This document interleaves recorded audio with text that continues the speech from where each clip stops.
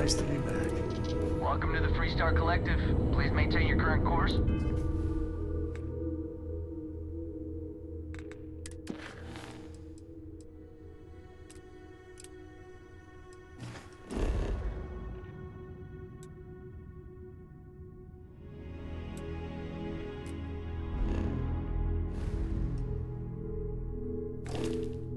While we scan your ship.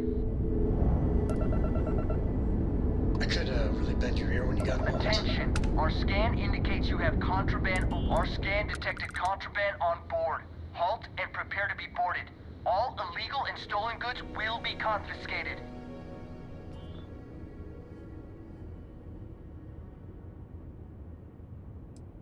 Hostile ship in orbit. Dead. Look alive!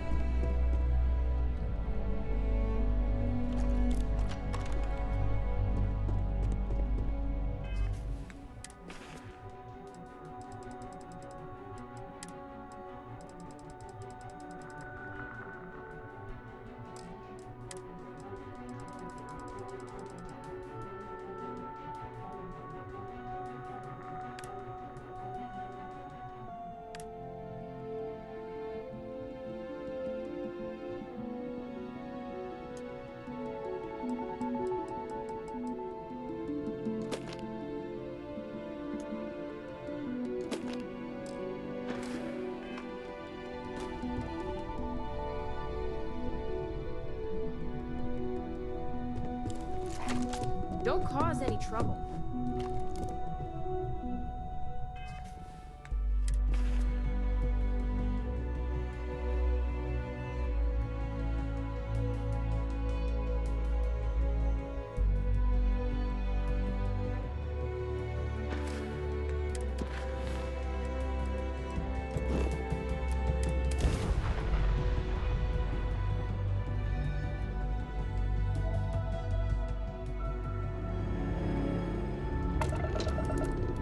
Freestar Collective space. Hold while we scan your ship. Alright, we're done. Welcome to Hopetown.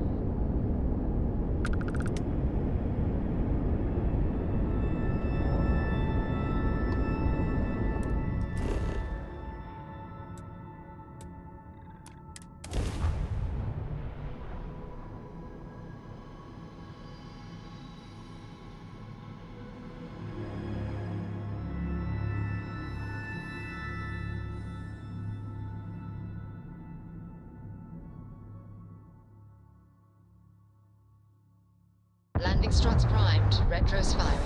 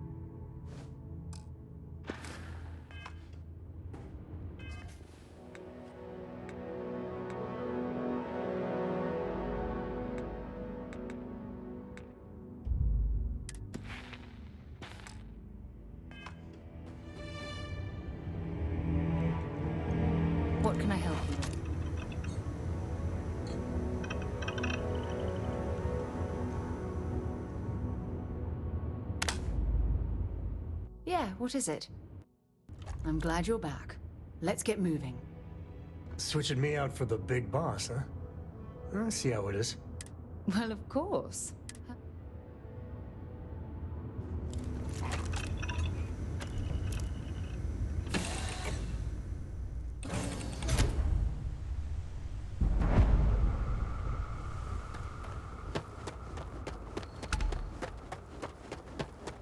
Hey.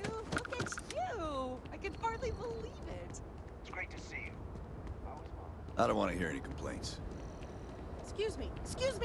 A little desperate here. This is such a long shot. I remember meeting Ron Hope once. Idealistic and perhaps a bit of a dreamer. But you have to admire what he's accomplished.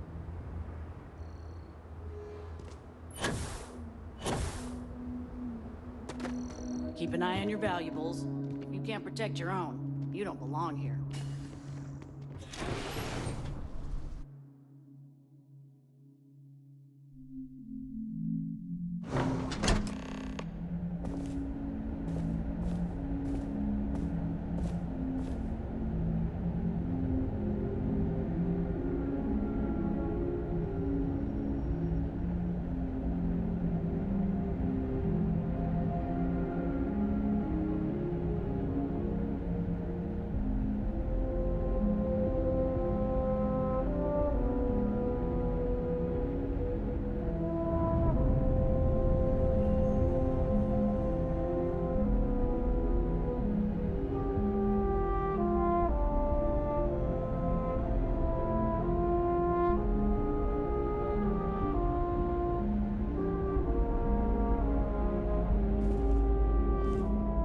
We'd be done. Ron Hope certainly embodies the saying, spared no expense.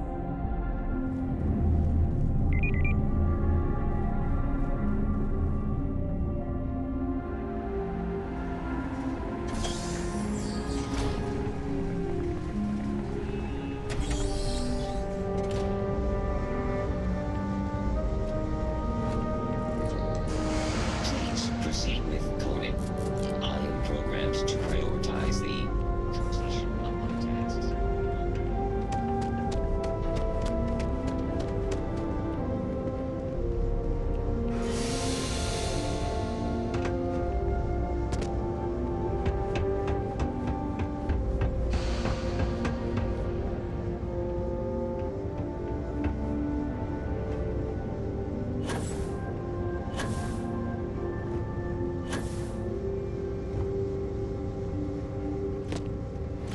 It would be advisable to vacate this area.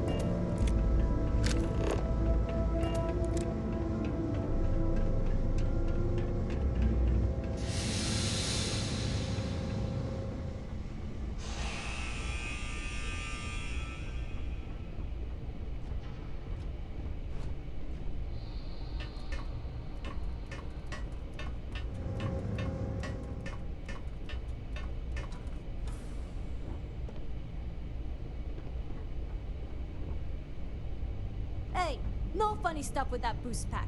Got enough flight traffic as it is.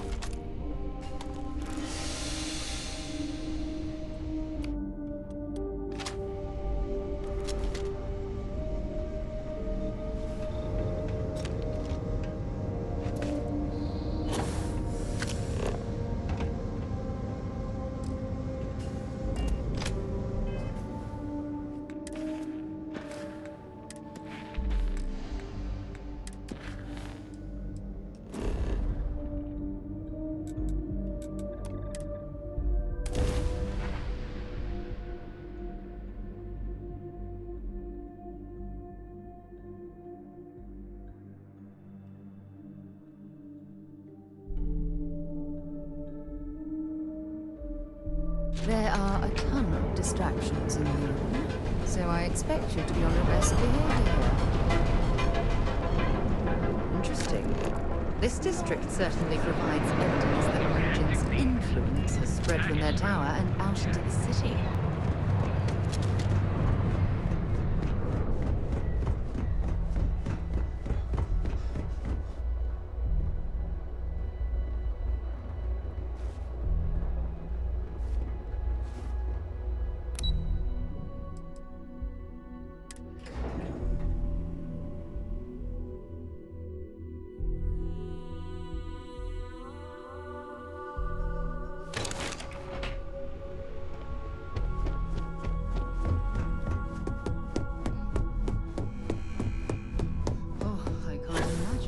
To spend my days doing menial work in an office like this, instead of exploring the stars on the bridge of a spacecraft. Hey there. Got an update for me?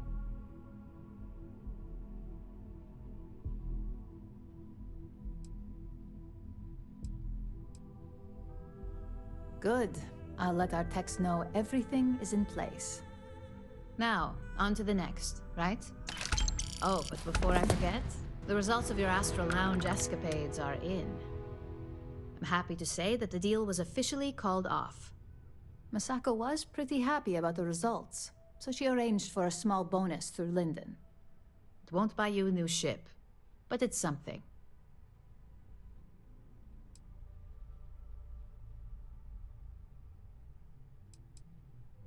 I wouldn't hold your breath on that one. Several other parties will be involved in that deal on a more legitimate level. And believe me, bonuses like this for operatives are few and far between. You earned it. So, back to business. In order to stay on top of the market, we have to know what our competition is doing. The next assignment requires a more brute force approach, since the chances of them sharing that information is unlikely. Sit there staring like a fucking autistic pig, fam. Say hello. Some fucking manners.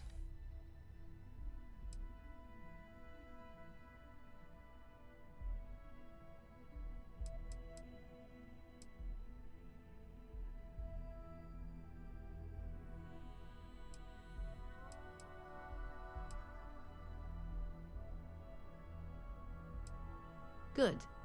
Luckily, there aren't many, besides the usual. Your target is a prototype schematic for a new engine that Trident Luxury Lines is working on.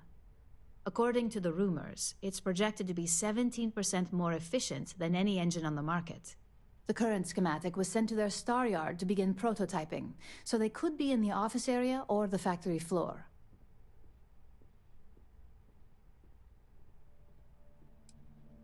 The Trident Star Yard orbits Aquila in the Cheyenne system, so you'll still be in Freestar space. I feel bad for whoever gets to inform the executives about the theft of something so valuable. Just remember to keep things clean. The results are more satisfying that way.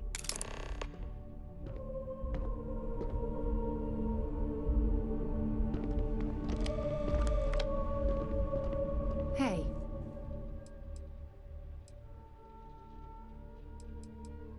If you have any gear you want me to haul, I'm happy to help.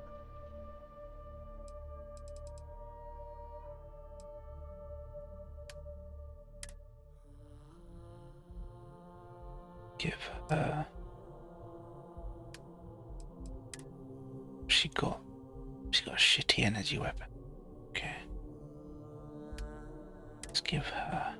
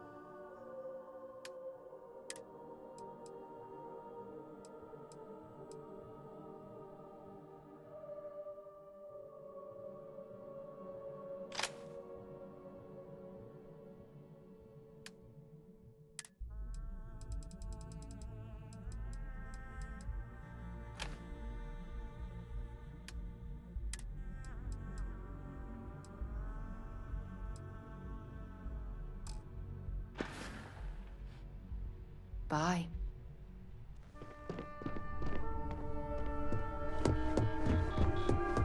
How... Okay.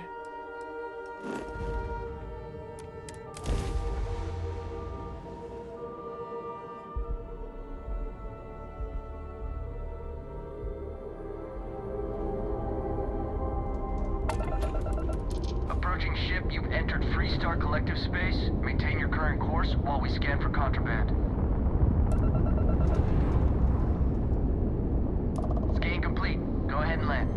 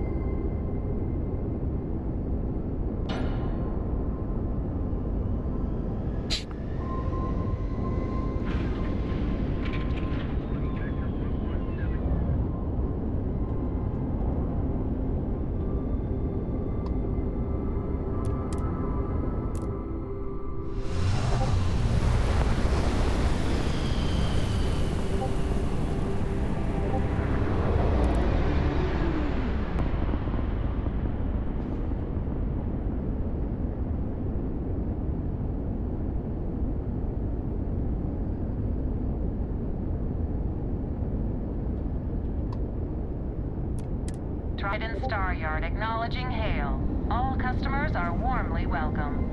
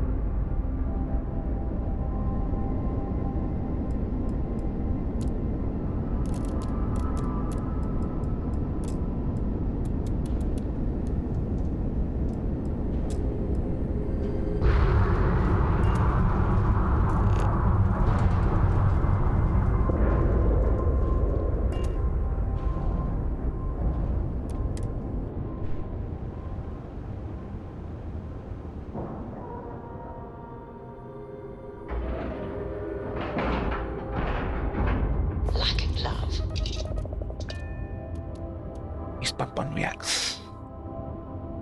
Dude, you're the first person I'd be to go sleep. Can't be joined today. Where I don't know. Nobody had fucking turned up.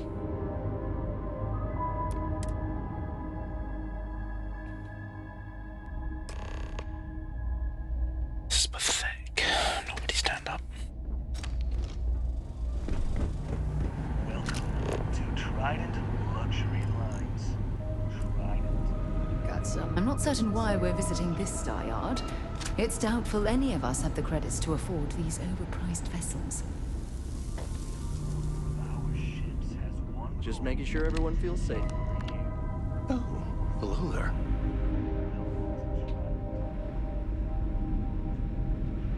The galaxy must see my latest masterpiece. What are you doing here? Yeah, no, it's Shashi. I didn't say I should be expecting someone. This is the very heart of Trident, and we don't need strays.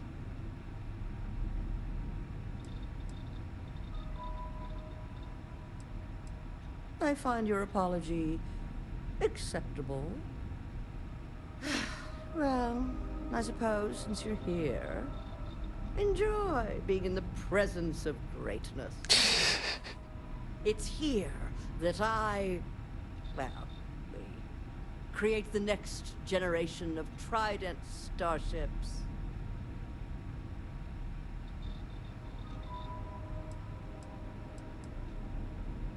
Oh yes, I am. Gladys Coffin. I'm Gladys Coffin, Chief Architect of Trident. Trident Edge. If you have any other questions, make it fast. Listen, if you want to talk about the max safe tonnage of the Astra or other trivia. Ask Geo. Geo. Me? I design the future. What great new heights we can go to. Oh my, that's just priceless. Balancing elegance with the strict engineering requirements of spaceship travel.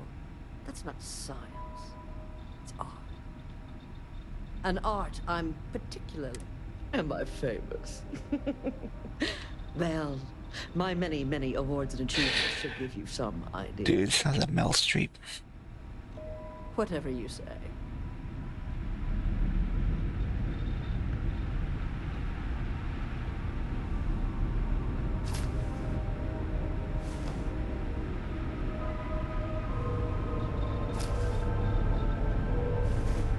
She's packing heat.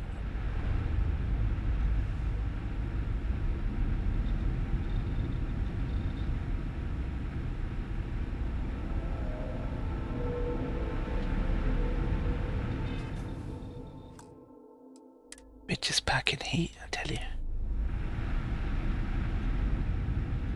Rest assured that every... Oh, why, thank you.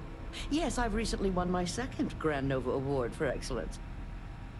It's a great honor, but after receiving so very many awards and distinctions, they all start to blend together.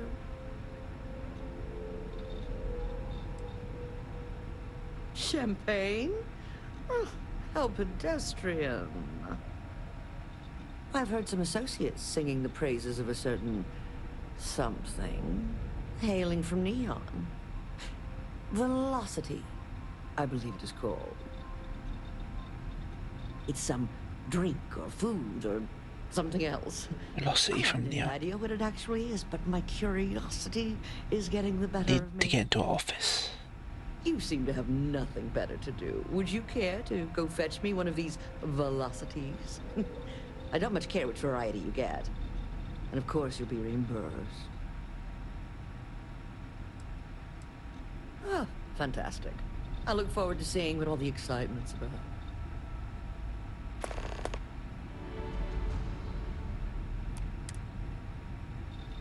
In my line of work, one cannot be small-minded.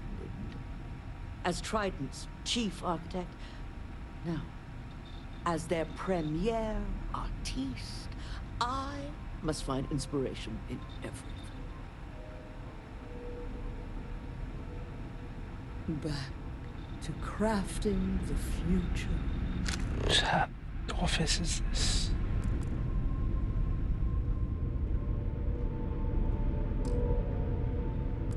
I might need to get her to celebrate in her office. Lots of years then.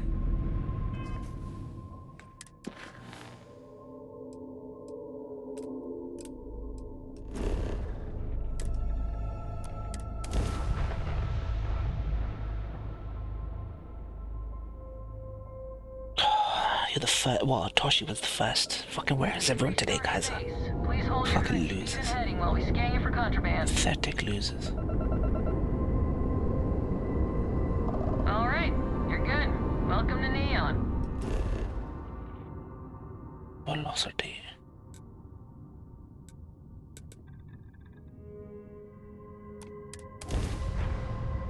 Woke up in bed. Okay.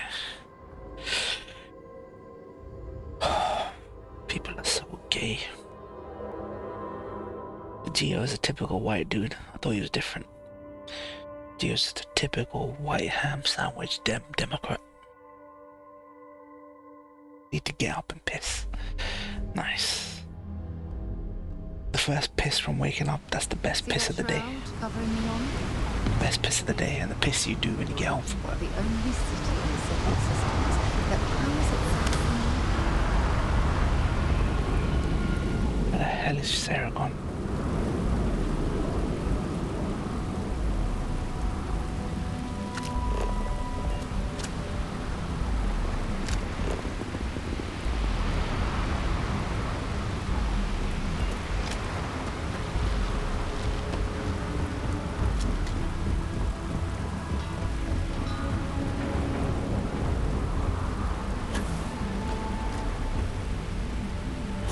Looks like some sort of checkpoint ahead. It's probably designed to suck credits directly from your pocket. No bounty.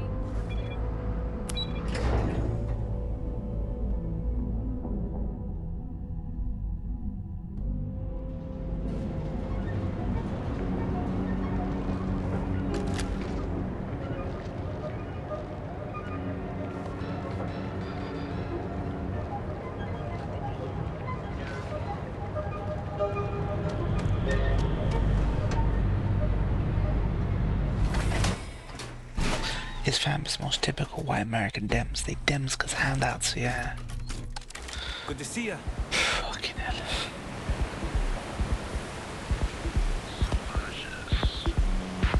Nice. The Astral Lounge got you down. You're in the right place, baby. Everyone knows this is Neo.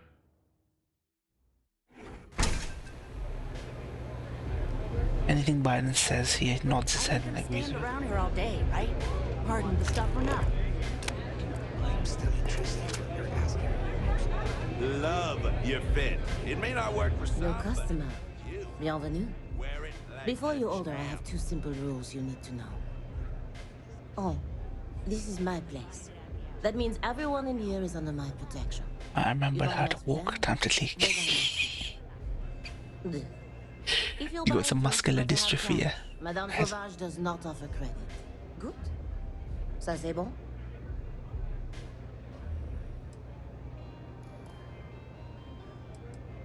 Oh, well, thank you very much for the compliment. I'm told my family tree traces itself back to Europe, on Earth. Specifically the region known as France. A long and proud history, no? Finally, someone who listens and does what they're told. A rare commodity in Epside. I like you already. I can personally vouch for my colleague here and make sure that he behaves. So, what can Madame Sauvage get you? Have you come to try velocity, perhaps? Or do you prefer something with a little less kick?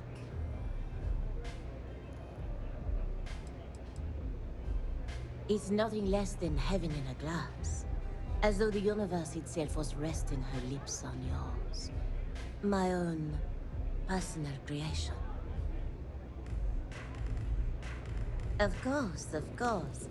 Anything for my special new customer. Buy some velocity. Holy shit.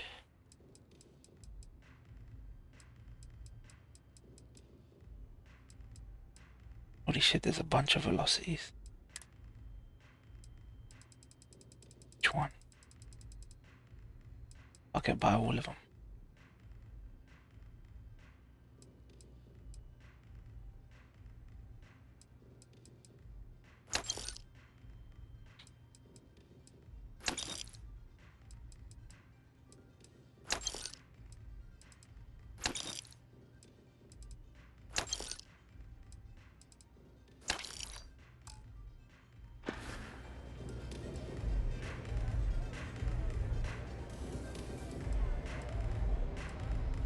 Administrator Bayou has forbidden any place other than the Astral Lounge from selling Aurora. Now, if Euphorica wants to sell it in our members' lounge, or Legrand wants to mix it into blend, that's their choice. Moi, I prefer to stay off of Bayou's radar and keep Neon security off my back. We'll see you again soon, yes? Astral Lounge, Euphorica, blah, blah, blah.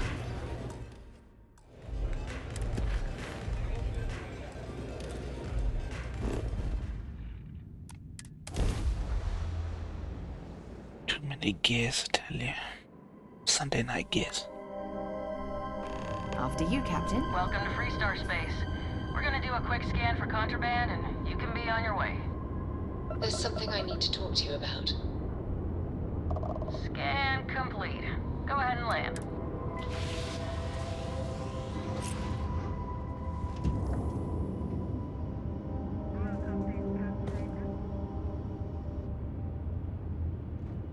Thanks for taking time to chat. I I really need a friendly ear right about now. I received a message from Constellation, and it's given me a lot to think about. No, it's nothing like that. It's just a list of requests. Things I would normally handle if I was there. But I'm not. I'm out here instead with you.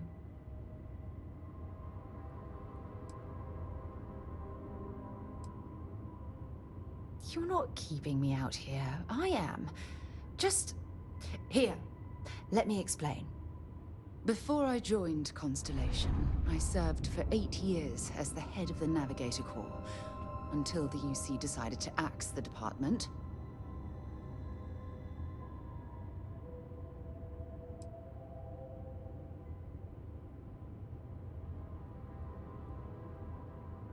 Yeah, I suppose painful is an appropriate way to put it. You see, the top brass demanded press-worthy discoveries to justify the spending, and money was tight after the war.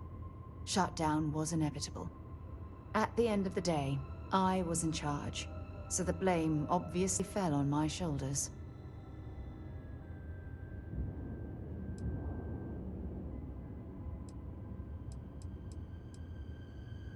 Oh, like hell I can't. You once told me that you favored the journey over the destination. So I'm hoping you'll understand what I'm trying to say. I failed because I was more concerned about exploring the stars than pushing a pencil. If I had fought harder, I'm convinced our division may have had a chance to prove its value.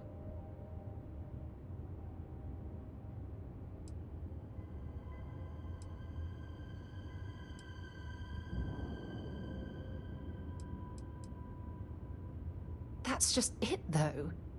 Did I push too hard? Did they shut us down because I wasn't quietly sitting at my desk approving meaningless memos? We'll never know.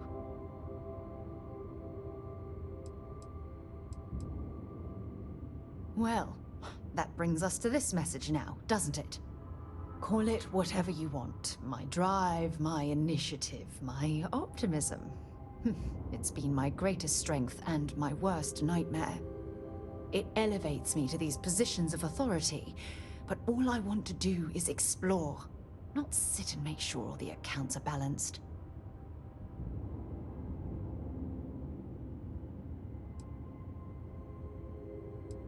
Yes, exactly.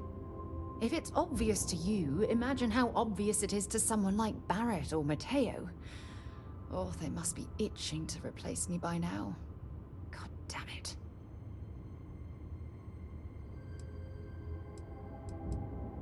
Oh my god. I'm so sorry.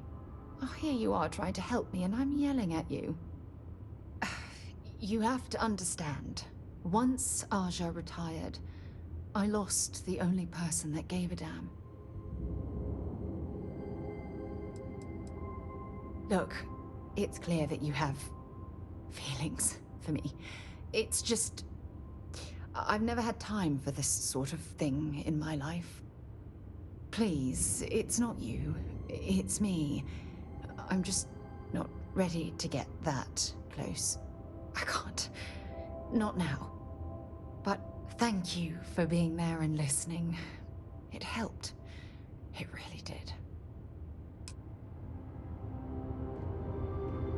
How are you, Dusty?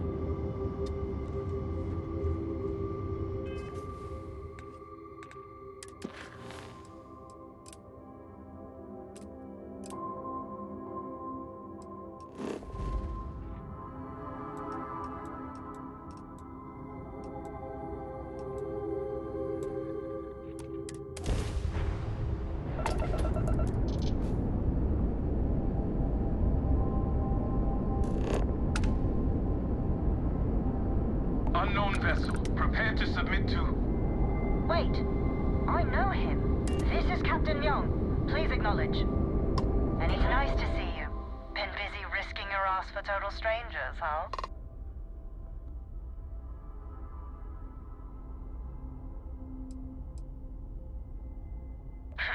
You are giving us a run for the money. Do I have to? Fine. Private Psy says hi. No more passing messages. Decorum, Marines. So, Command signed off on our unauthorized training mission. Sadly lost some men, but training accidents happen to the best of us.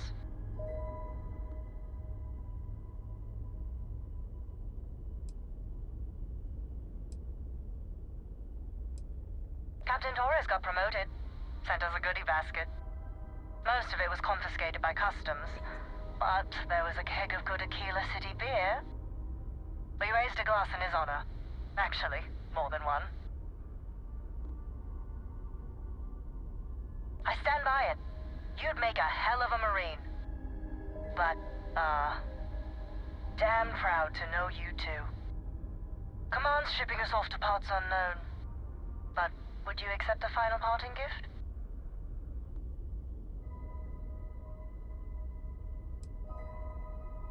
It's a nice thought, but the galaxy's a big place. A lot of good people owe you their lives. Maybe one day some of us can return the favor. Young out. Combat knife, oh shit.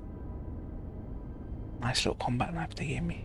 Too bad I console commanded all the best shit.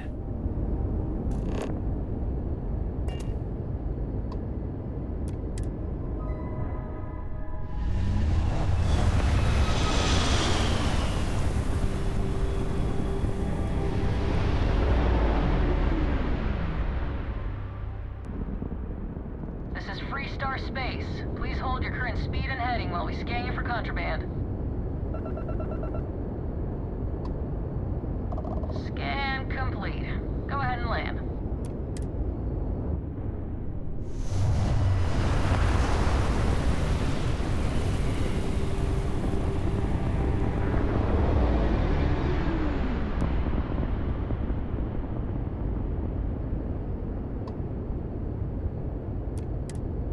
Luxury Lines welcomes you. Feel free to dock and talk with our courteous sales representatives.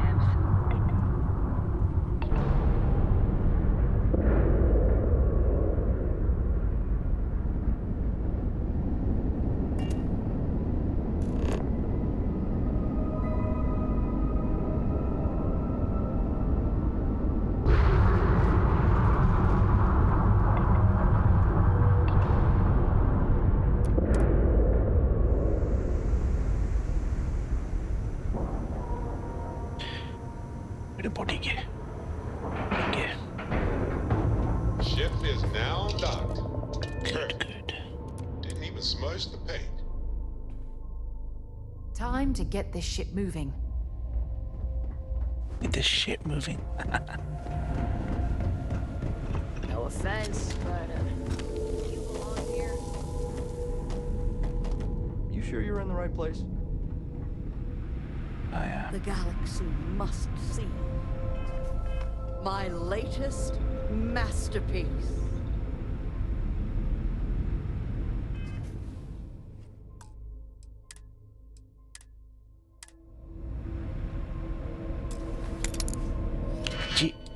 Geo's, like most Americans, seems to only have heard about Jew-Palestine on 7th of October, thinking it only started recently.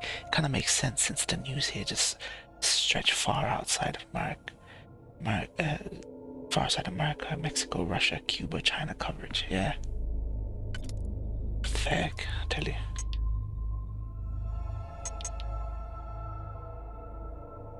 Utterly pathetic.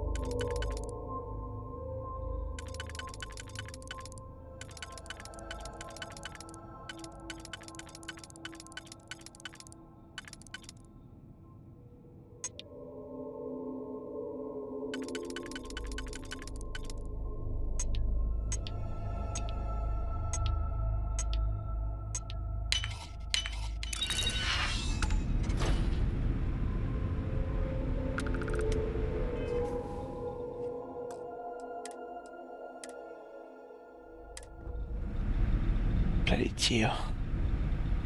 He went straight to the Hamas jihad thing, though. It's crazy how it's embedded within white Americans. Crazy. Trident has been defining elegance for generations. And I want it to reach new heights.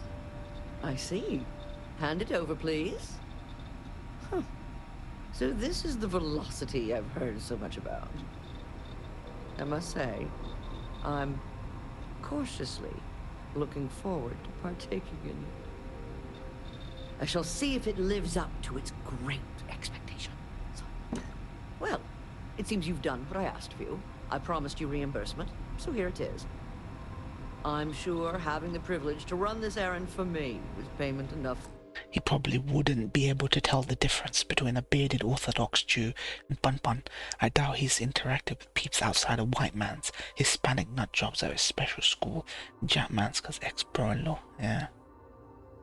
For you, But they still feel qualified to comment on things like this. Run along, please. I have much work to do. The future of space travel will not craft itself. Whatever you say.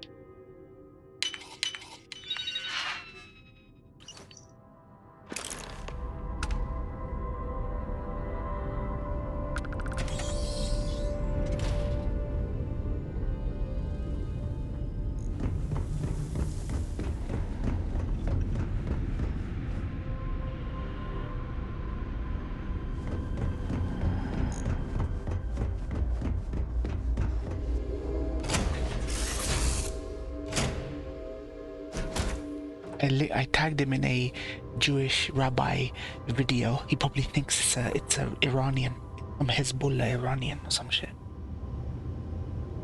In that video, when it's an actual bona fide Jew, fam, he won't tell the difference. They can't understand the concept of a Jewish extremist. Fox News and all the CNN, all it's ever shown is a brown man, big beard. Seattle is pretty multicultural but he lives on the outskirts in small white man villages. He won't watch it, he never watches any vid. Yeah, pathetic loser. Ignorant smug, fam.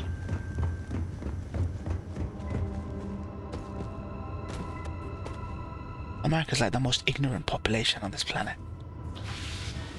Easily the most ignorant population.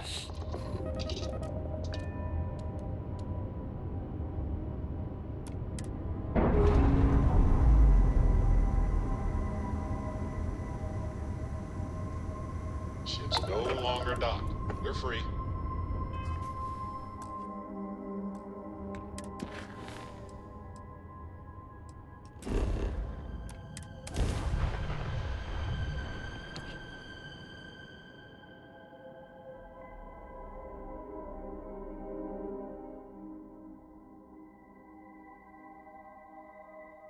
He doesn't care about any opinion that isn't his, any joke that isn't his. Often it's fucking La La Land, Fairy, fucking Nintendo. He probably never bothers watching the news outside of gaming news. When you heard about this fam.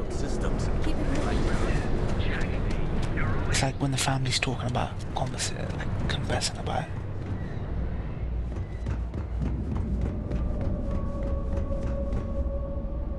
He's probably been seeing all the coverage on Twitter, the algorithm and the trending and stuff, and he's like, oh, I need to say something about it.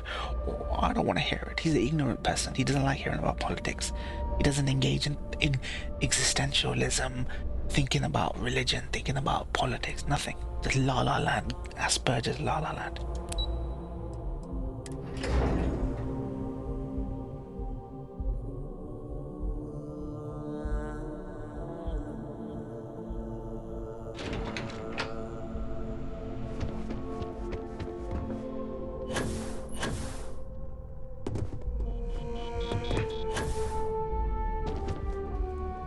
Just the person I wanted to see. You got that schematic?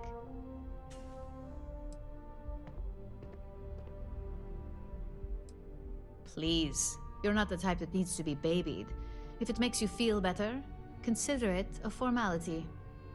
I need to deliver this to Vina so she can start the reverse engineering process, but first, Ularu wants to see you. I've upgraded your security level so you can access the executive floor, where her office is. Tell her assistant Maeve you have an appointment. I won't be far behind, in case you get lost.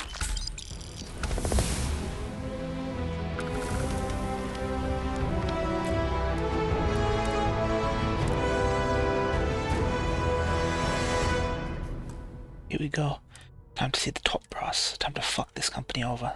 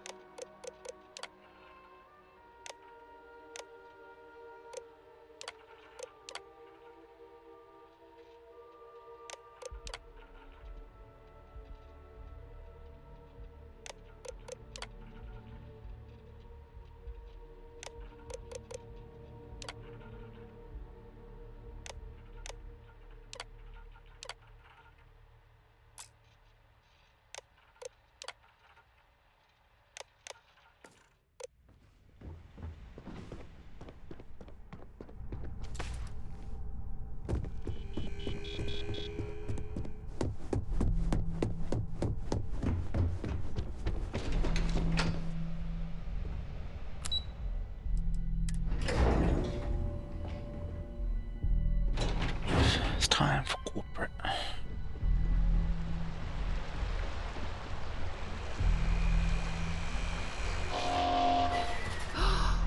That is an absolutely gorgeous statue. The craftsmanship, it's unparalleled. I wonder if it was hand-carved. Oh shit, these fucking Japs. Landon is a designer suit, which is way out of our budget right now.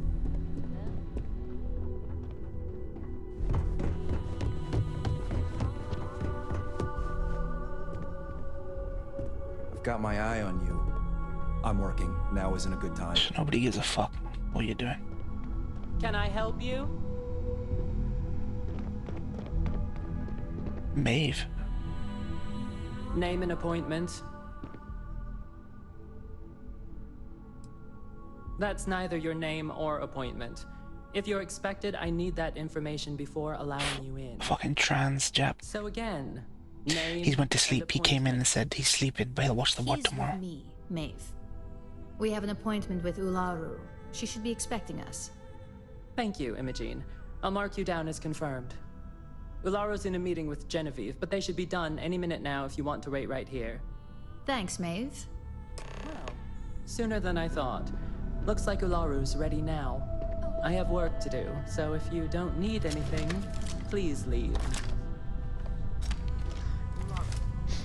Turn your face into Swiss cheese. I don't want another PR mess on my hands. Yes, Viv. Don't cause any because you're trouble. too good at your job.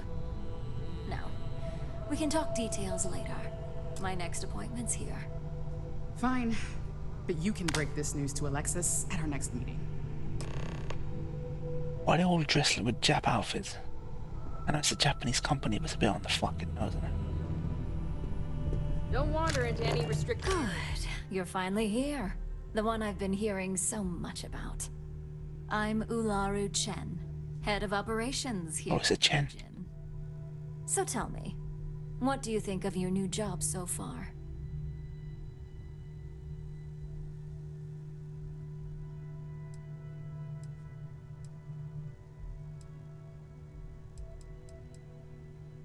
In that case, it sounds like our initial impression of you is turning out to be quite accurate. Now, my dear Jeannie here says you've been through the basics of what we do and pulled off success every time. 5 successful standard assignments and 1 specialized. And on top of all that, a flawless record. It's no wonder they love you up here. I happen to have a personal assignment that I'd like to send you on. One that involves meeting up with an outside contact. Jeannie seems to think you're more than capable of handling it. He's the best operative I've ever hired. Let's not forget the only operative you've ever hired. With a body. Dude, why is people rolling in fucking an hour late? Straightforward as your past assignment. Oh, she went to sleep, so he told me that. Can be fickle or demanding. So I tagged everyone. Motherfuckers ignoring me, man. And what decisions to make on the fly. Dude, I'm 1 rung up in this organization, this Japanese crime organization that I've acted. Corporate espionage, fam. They let me into the executive offices. That's exactly the type of operative I want. Someone who doesn't take no for an answer. Your contact is Simon Rychek. He claims to have information on a new project. It's Ryujin Industries. It's a Japanese company. He said it's a game changer that Ryujin. It has Masako and Saburo, the characters high up in the management. It's like they're copying Cyberpunk on purpose. 1,000 credits. So if you have negotiation skills, use them. Hanako.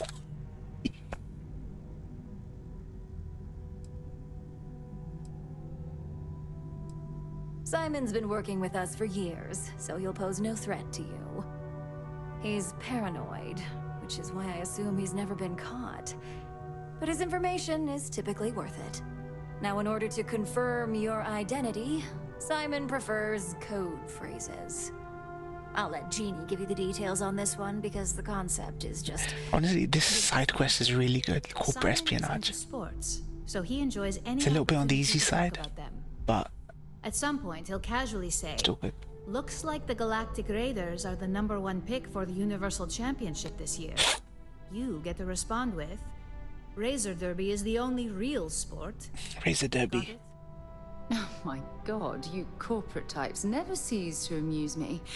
Now I feel like I'm trapped in some kind of spy thriller B-movie. We're the Galactic Raiders. Who cares? I like his style. Well, now we know what kind of taste our latest operative has. It does make things a little more I'm not gonna like it instantly because they're all dressed like fucking samurai. But sometimes we like to give him a hard time. You'll need to travel to Sidonia to meet up with him. Just look for him above the Lux condos in the plaza. You spoke very highly of this one, Jeannie. Let's hope he doesn't make a liar out of you. Dude, I'm gonna fuck this company over. I'm gonna make it to the top, then fuck them all. I have some things to take care of. Thanks for the vote. This is a very good faction quest line.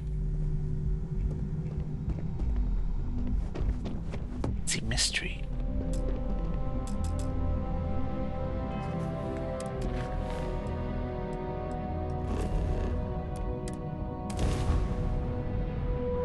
What about you, Vected? What are you playing? Spider-Man 2, how is it? How is Spider-Man 2 Vected?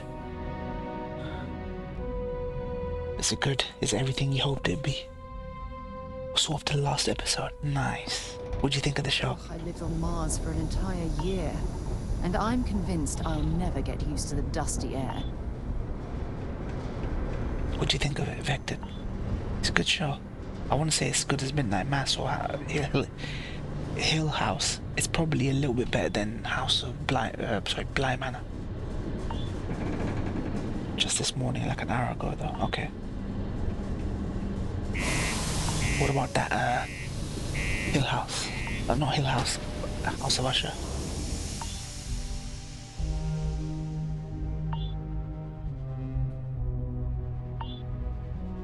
I didn't like the Black Cat episode. I felt like it thematically it wasn't consistent like the other ones were. Every one of these kids was meant to die because of a reason.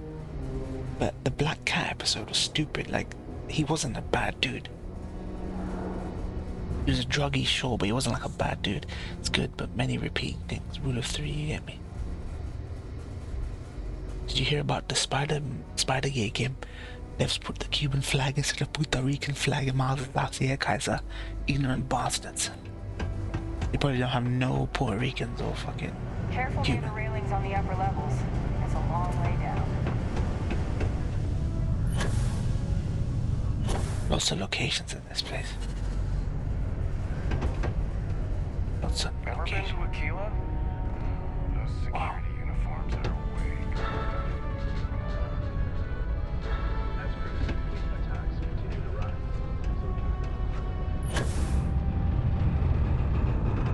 Can't wait to get out of this place. You lost? Or just come to ask an out-of-work miner how his day's going?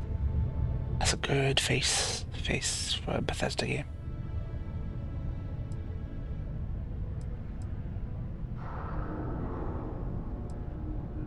Yeah. I just wish Sidonia had a bit more to offer while I'm trying to enjoy my unemployment. Plays the music club line to be fair. Yeah. Around here. Speaking of, that's a weird looks choice. Like the Galactic Raiders are the #1 pick for the Universal Championship this year.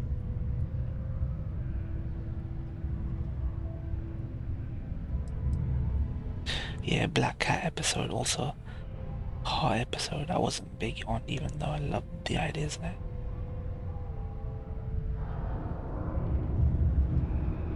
I know that each episode was adapting a Edgar Allan Poe novel, like a poem or short story, but I don't feel thematically the Black Cat episode matched to that character. He was a drug dealer. In the Edgar Allan Poe story, the man hates animals, and he actually kills animals. In this film, he's just hallucinating because he's a drug addict. He's just hallucinating having killed animals because he's drug. They didn't meld together. He didn't deserve to die. I know that every one of... We're still talking here. I know every one of Roderick Usher's kids was supposed to, like, die. And not all of them were dickheads. Didn't have to be, but it didn't meld. It didn't meld for me with that character. The Heart episode I wasn't big on, even though I loved the ideas. And yeah, Heart was... I like the Heart one because they presented the black woman as nice, like a good character, but in the end, she was just this ambitious cunt who was riding off the back of another surgeon and trying to live up to her dad. You know what I mean? So they were all different stories together. Yeah. So House of Usher is the name of the show because of Roderick Usher is the main character. That's one story, but then each episode for each kid, that's all new. Damn it. There are no multiple kids dying in the House of Usher storyline. So they decided to just adapt different short stories or poems of Edgar Allan Poe. So. You're damn right it is. I heard they were sending someone new. Nice to see you made it. I have information on a deal being proposed between Infinity Ltd and Deimos Stockyards. It's my belief that your employers would be highly interested in the details. So I'm upping my price. It's steep, yes. But that is why I'm also offering a little side job if you can't pay up. Well, that's a bit of a steep price for the information. I think you're overreaching.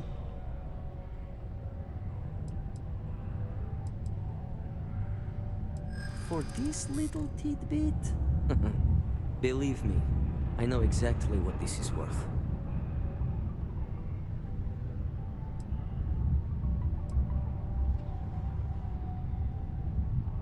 Depending on what you have in mind, I may consider it. You finished the series, yeah, Vector? You've finished all of that Usher series. Unless you may prefer the side job Vector. now. Even Lenore. I thought they were gonna do. You know what I thought they were gonna do? Oh, not finale. Okay, not finale. Okay. Oh shit! Fuck! I almost misspoke. All I'll say is there's a character with whom I thought they would cop out. They would cop out, but they didn't. It's very easy to cop out with a certain character, so. Yeah, watch the finale. It's good.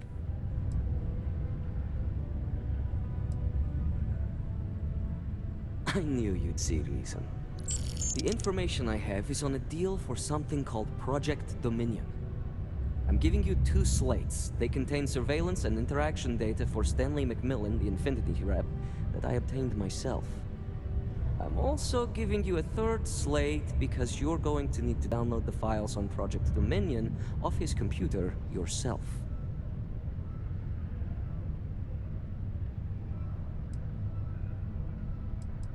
Best guess is it has something to do with Infinity getting into the neuroamp business. Alan Stanley Wake. McMillan seemed to think Ryujin would be the one company Friday. threatened by this news. So their entry must involve Friday, Alan Wake. Thursday, Pluto. Love it. This week is gonna be busy. The end of this week is gonna be a good week. Oh, they will.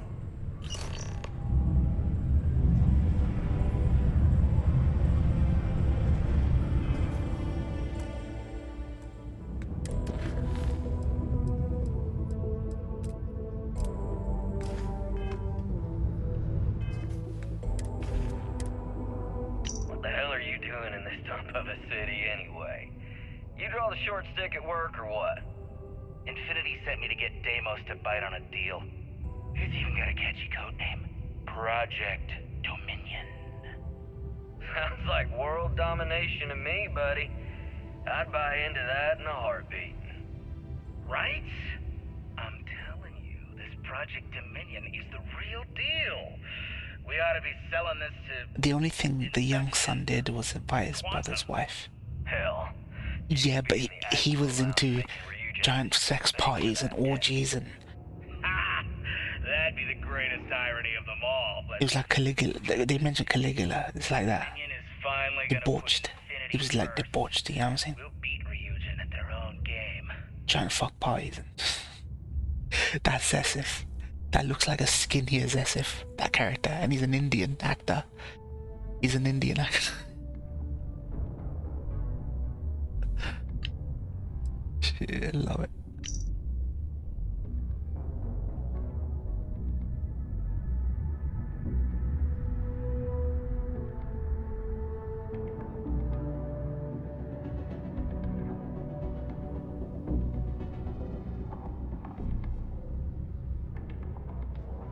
Okay, he's got a schedule. Interesting.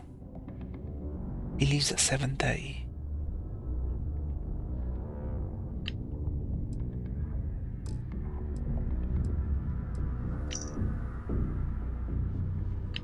What time is it right now?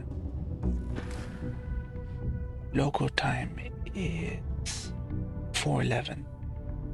7:30 a.m. he leaves.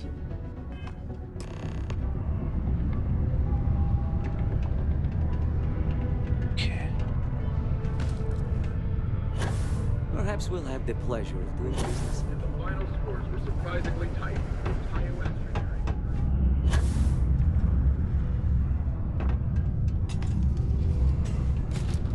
Did you know Deimos makes the majority of the ships for the UC Navy? If you ask me, that's a hell of a lucrative contract. Yeah, the only person I sympathized with was Rahul Kohli's character. The druggie, he never actually did anything bad. He was a video gamer. Apparently he was like an influencer, Xbox influencer, YouTube videos. And he just had a drug problem. Like, they didn't present him as compromised, like a morally compromised character. And then they gave him this black cat hallucination bullshit. Like, everyone died because of the way they lived. Or they were brought to the edge of insanity for a reason. They were brought to the edge because of their own problems. Rahul Kohli didn't have a problem. He didn't have a problem that brought him right to the edge. Or, you know, like Flanagan's wife, the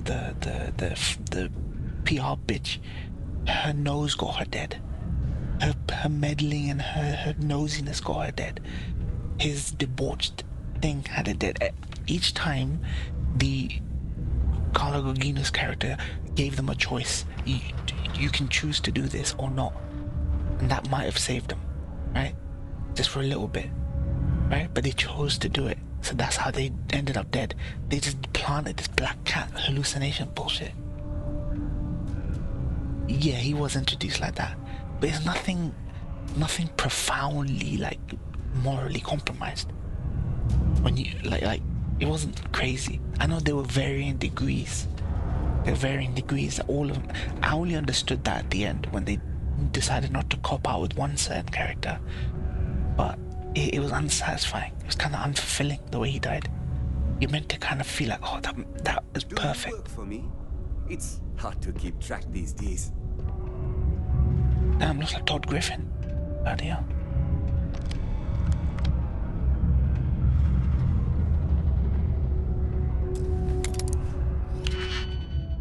He's a fucking Todd Griffin.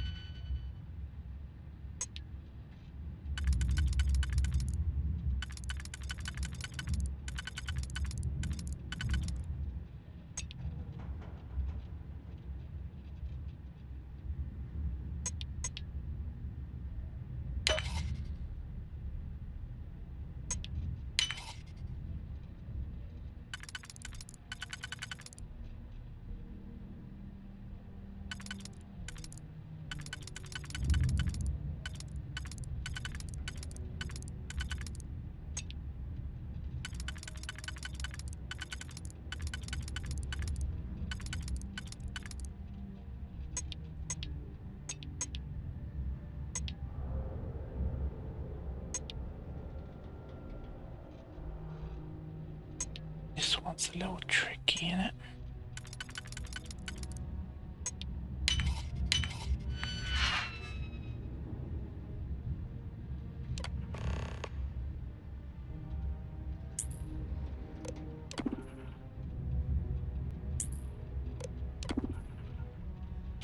Yeah, suddenly he killed the cat while on drugs, which was before he was introduced to the woman. And it was a hallucination. It was all a hallucination. He didn't kill anything. He didn't kill any drug. That was what the last shot meant at the end. The Gucci collar, the black cat was alive. Gucci collar, he just hallucinated the death. And the bath was full of none of the rats, the bloodied rats that he was talking about, that he showed. He was hallucinating all of it. So it's like, what did he actually do wrong? He's supposed to die the way he lived. So it just didn't make sense. So he should have been introduced as an animal beater, like kicking the cat. Yeah, exactly. And while his dad is narrating to Augie, he talks about denial, and he talks about some people project their anger onto something harmless because they can't deal with the real situation. They were going there almost. But it's almost like they stepped back and said, nah, we can't make Rahul Kohli a dealer, animal cruelty beater. We can't do that. They fucking half-assed it with that character. They could have, like you say, they could have easily filled in those gaps. They could have easily filled in those gaps, but they didn't.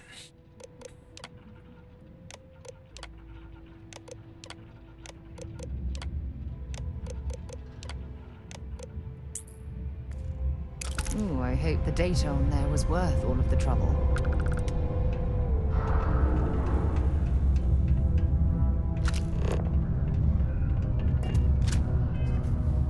Dude, that was so easy. All these missions are so easy. They make it seem like they're more involved. We have to tail a person and figure out what time they leave house and go, but it's like, none of that. Crazy.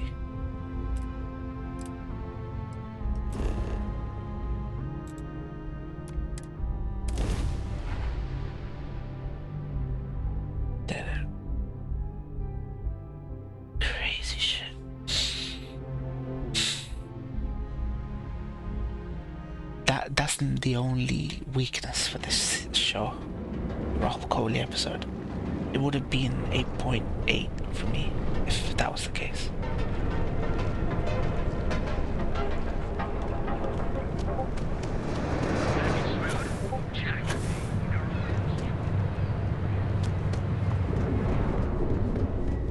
What would I give it? 8.6, yeah, 8.6. No, what did I give it? Yeah, 8.6.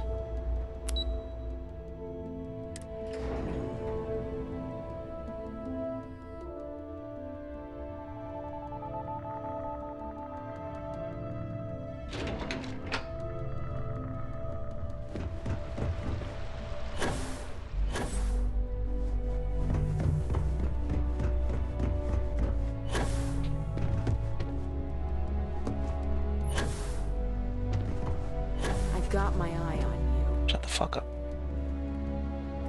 Well, that took longer than expected. Longer? What are you fucking talking about? I hope whatever information Simon had was worth Well, the wife was in it. She was the best character in Midnight Club. Oh, really? Okay.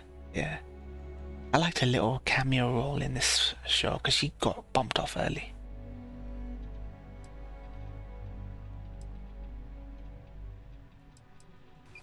You've got a little spark in you. I like it. Now, let's see if what Mr. Rychek found. He puts his wife in all of his stuff. Give me a moment. Hush. She's in Bly Manor. Got the key, deciphering. She was in and done. Yeah, most of his projects. Well. Looks like our friend Simon wasn't joking. This is a sales initiative for Project Dominion. It's not an Infinity Ltd design. It's one of ours. They didn't even bother to scrub the name, meaning someone never thought they'd get caught. And come with me. Masako needs to hear about this. Oh shit, Masako Arasaka. Dude, I'm making my way up in the world.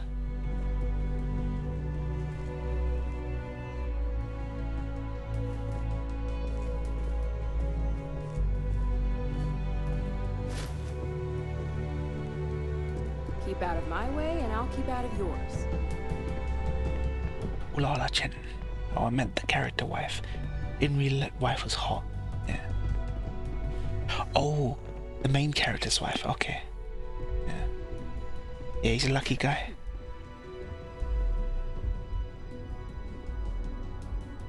Hey, Ularu? What is this about? Who is this? This is our latest junior operative. I sent him on an assignment to rendezvous with an informant. But here's the real news. Infinity Ltd has gotten their hands on Project Dominion. Impossible. Not only that, they're trying to sell it under their own name. Of course they are. We need Fines to investigate this immediately. Since you found this information, I am trusting you to help investigate. You see, Project Dominion is confidential. It requires a high security clearance to even know it exists. If Infinity Ltd has obtained any information on it, that means we have a very well-connected mole within our corporation. Oh, so you're talking about... Oh, the wife. Oh, sorry, my bad. You're talking about the wife. The one, the Irish wife. I didn't like her in this. Like, I didn't like her in the beginning. But I grew to like her more after you find out the way he's using her. Roderick is using the wife as some trophy wife to say that Ligadone is a fucking success. Delete both flags. Good, Gio. Get educated about this fucking conflict before you comment anything. You probably saw Twitter, everyone was bombarding your feed with Israel-Palestine. And you thought, I need to say something. I need to say something. Research it before you fucking say something. Hamas jihad. Where did jihad come from? Nobody has used the word jihad. Not even Biden has used the words jihad. You just mixed Fox News 9/11 propaganda, shoved it with Hamas, and Hamas are the same. They're not the fucking same. Hamas ain't Bin Laden. Hamas ain't fucking ISIS. Hamas ain't Hezbollah. Hamas ain't the Taliban. They're a different group. What's jihad got to do with it? They're Christians in fucking Palestine. What's jihad got to do with Christianity? Yeah, or don't say shit when you don't give a fuck in the first place. I thought you were different, Gio. I thought you were different. Not a typical white American, ignorant American. Toes the Democrat CNN line or the Fox line. Yeah, you don't have to follow what your media government is saying.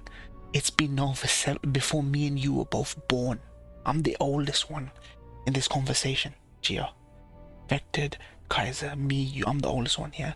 Yeah, before I was even born, this has been going on. So every one of your generations, your mom's generation, your dad's generation, your granddad's generation, your aunts and uncle's generation have heard the news about this. Israel illegally occupied Gaza. That's objective. Now you don't have to side with one side or the other, but get the facts before you fucking say shit. Calling it jihad. Pay attention. Whoever uses jihad for Christian Palestinians. Your mum was Christian. She would have sympathy with the Christian Palestinians dying, several thousand Christian Palestinians dying, fam. So get fucking educated about it. You got nothing in common with Jews in Israel. You have literally zero in common with Jews in Israel. You have more in common with the thousands of Christians in Palestine who are dying.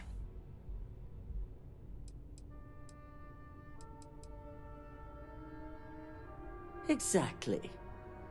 I want you to go see Dalton. Centrist, fence-sitting motherfuckers, all these Americans, man. It's bad on both sides. That's the best brought an stance. Enormous security violation to our attention, so I trust your help in any way possible. And thank you. Some operatives may have seized this as an opportunity for extortion. It's good to know your loyalty lies with us. Got something for me? Constant.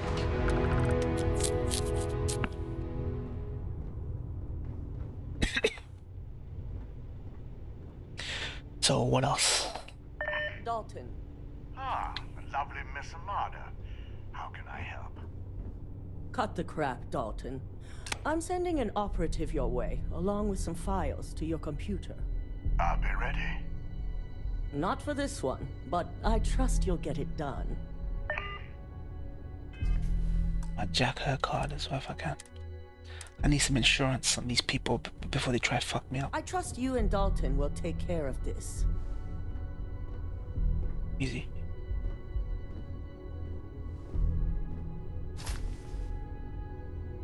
Alright, she ain't got nothing interesting on her. So yeah, Vected Kaiser. Looks like Gio just fucking went La La Land. Didn't listen to nothing that was said. Off to Geo Island. It's very Nintendo La La Land. Never listen, Gio. That's your fucking problem. You never absorb what's being said. Glad the Sydney mayor denied them putting up the Israeli flag. Good. Fucking good. Don't cause any trouble.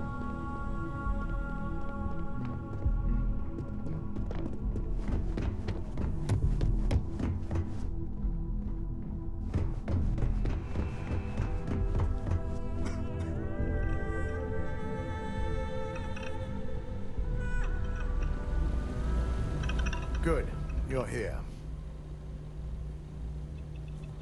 So, thanks to your work in Sidonia, I'm told someone here has leaked information on Project Dominion to our adversaries at Infinity Ltd. A mole within the company means a failing in my department. We're initiating Security Directive Theta, which means a full sweep of every employee in this building, Masako and myself included.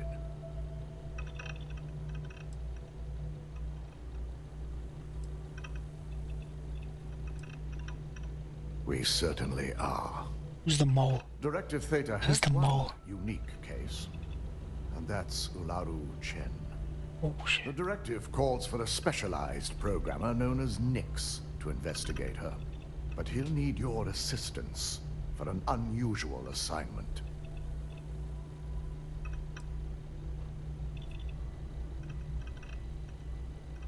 The risk is necessary. Damn, exposing a mole, fam. Nix will be giving you a program tool on Ularu's computer that will pull any data needed to prove her guilty or innocent. Your job is to infiltrate Ryujin Tower as an anonymous outsider. I was suspecting the sister aunt since episode 2. Off the books. She is sus, yeah. Your keycard will be turned off, and the security guards in the building will consider you to be trespassing.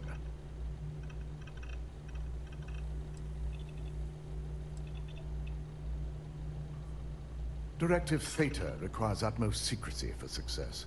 We don't know what connections the mole may have, so we can't risk informing our security team. At least one of us is. In the meantime, I'll ensure all non-essential employees, Ularu included, have left the building, claiming routine security maintenance. During that time, I'll be unlocking access to the tower's ventilation system, which you can utilize to help avoid detection. I have to do milk is all this shit, I'm also issuing you a disruptor, which should help in avoiding casualties should a worst-case scenario turn up.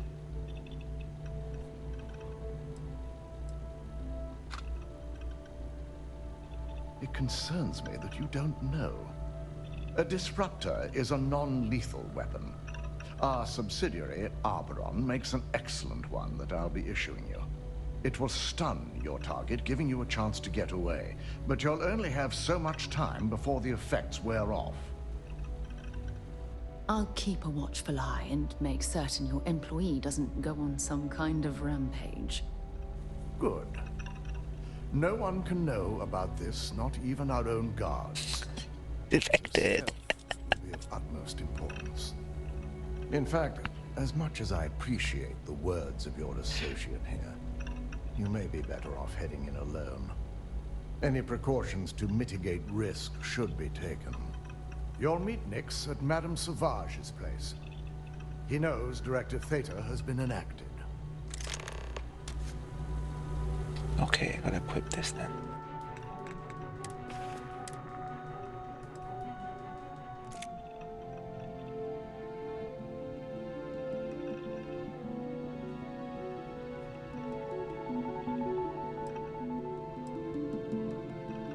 Equip followers with EM weapons. EM weapons to engage in activity. Electromagnetic.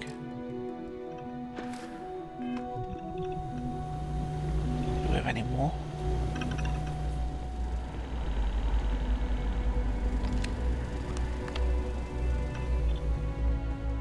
I'm listening.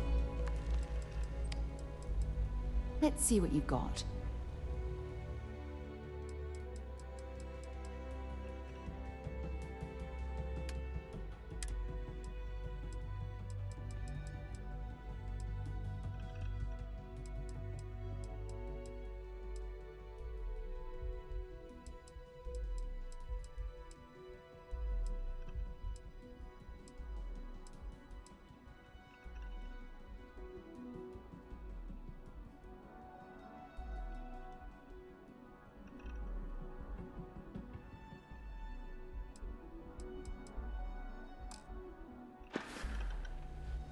So long.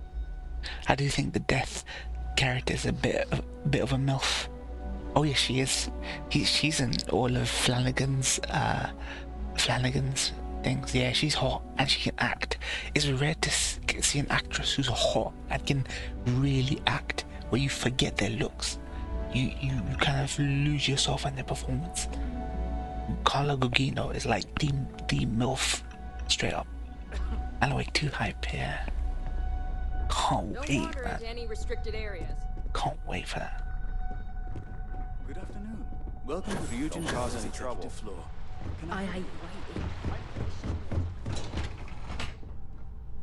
Cannot wait.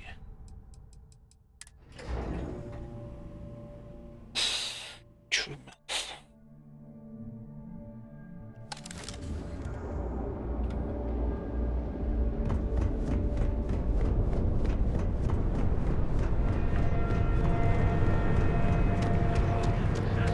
For all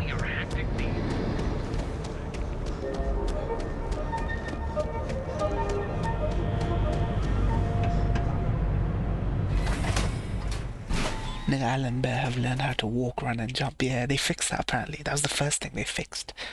There's an interview that said, yeah, he can run, he's got stamina, and it's like RE2 remake, so he won't have to run and jump that much. Whoa, whoa, whoa. Bad part of town, buddy. I'm gonna do you a favor. Head back to Bayou Plaza before the Disciples.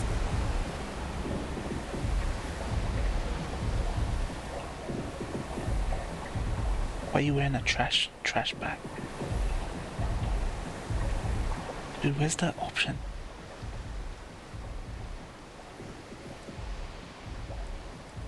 We gotta look out for each other, right? Will they have LED lights this time? The Ebbside strikers were awful. With all the muggies I don't know. and shakedowns, but now that they're on the ropes, kinda wish they weren't just holed up in Madame Yeah, she plays each of the different characters so well. I was surprised she could play the Heart episode character so believably. Yeah.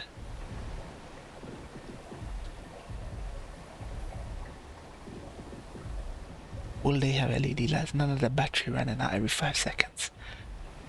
They'll have a battery. I don't think it'll require like reloading batteries or anything. It's recharging or something. Well, you'll find them at Madame Sauvage's. They're always holding auditions, as they call it. Looking for new blood. So, for being so helpful, chance for a donation. Come on, might be saving my life. What with the Disciples and all. Have a heart. Hey, thanks.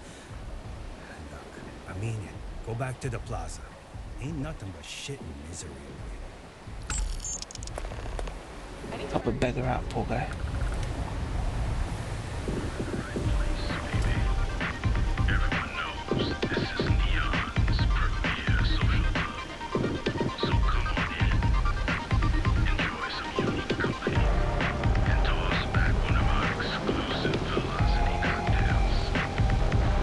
That battery, right? From the looks of it, it's completely not like Alan Wake.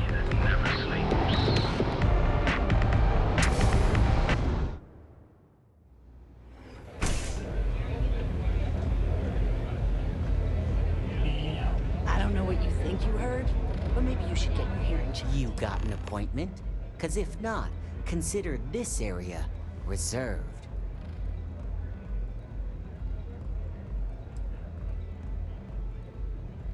Wow, nice to meet you too. Good thing you aren't with marketing. I've written up a program just for the occasion, but as Ryujin knows, it's yours for either a price or a favor. Oh, I'm pretty sure it's not.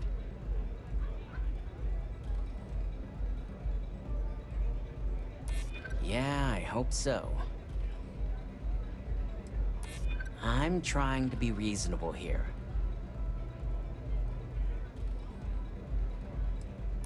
I hear you. You know, part of me could find some wiggle room. Could use batteries in pivotal moments, like when the game wants you to run rather than fight. Yeah.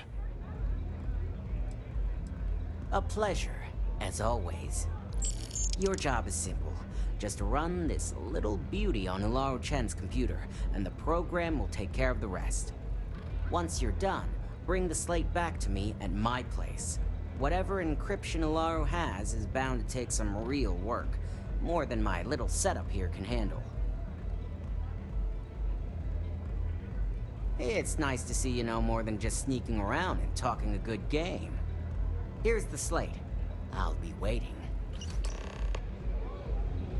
They've added the light switch mechanic from Control, where you can...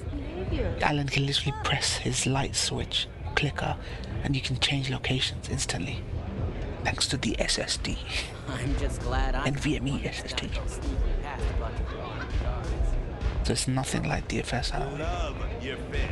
It may not work for some, but Gio came in for one comment.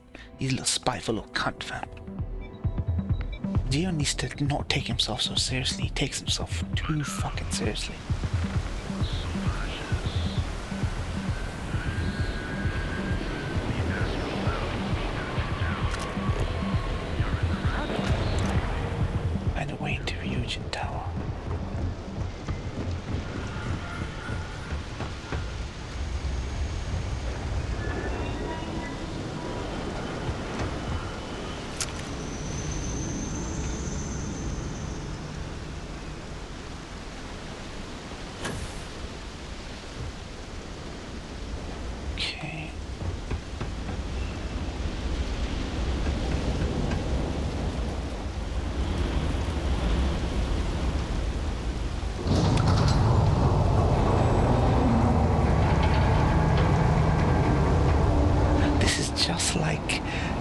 cyberpunk mission.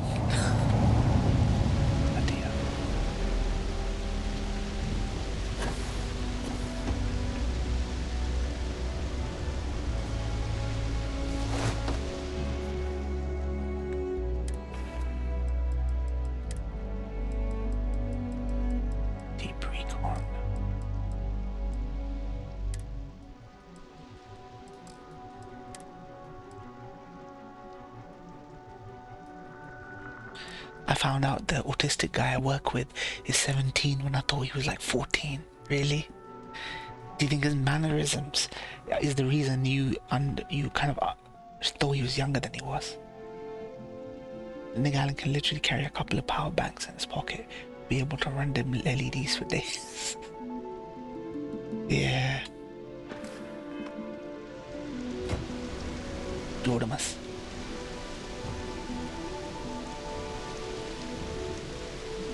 Geo comes across like that.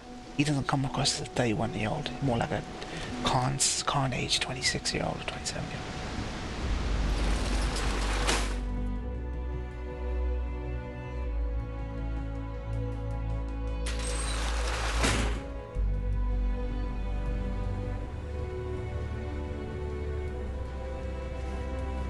Something you need? Take your time. You wait here. Shit.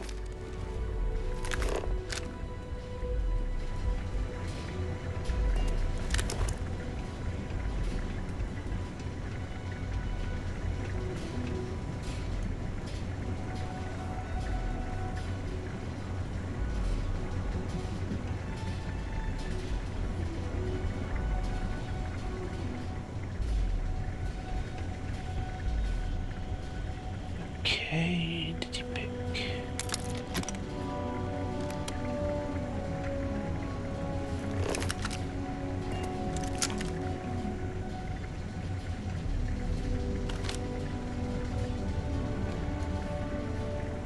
How do I get past this?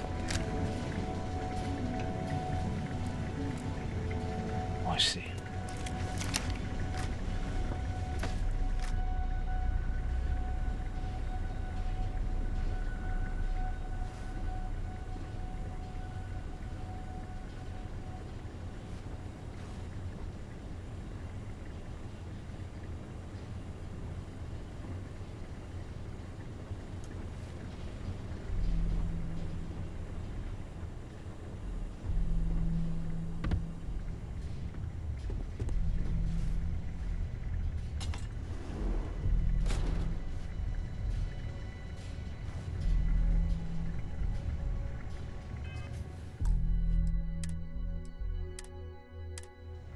Lying, making stuff up to try and sound cool or like some anime pro tag. Really? What is it? What kind of stuff? For example, he said he's been to Japan, and I have no idea if he's telling the truth since he just used Google to show me pics of where he's been rather than pics he or his friends took. Maybe he's lying. Maybe. But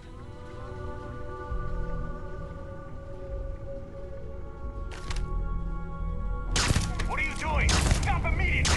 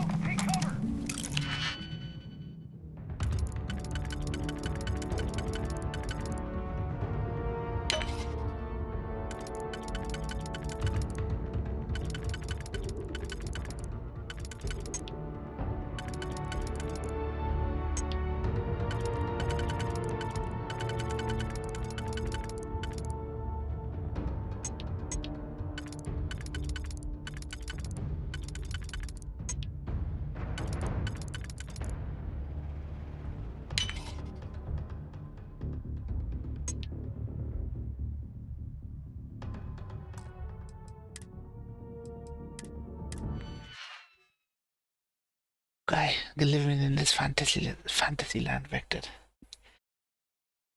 Poor schmuck.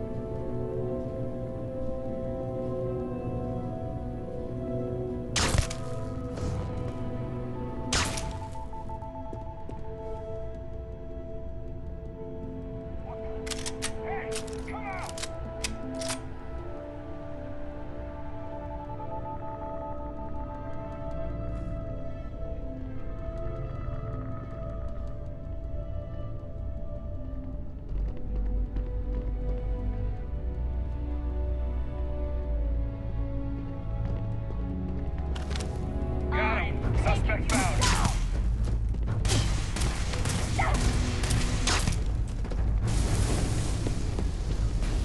Officers, fall back!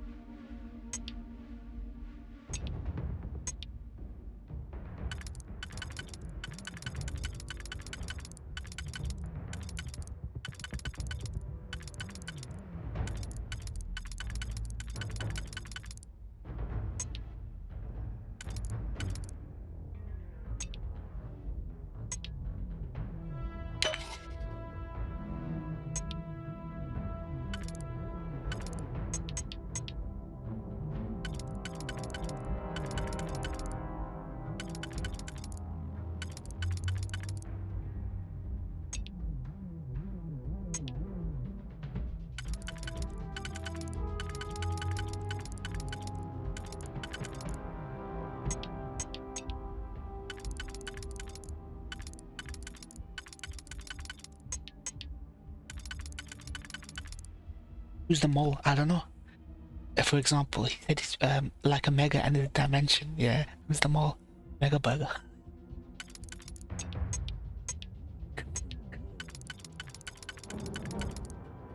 A mega fucking burger, I tell you.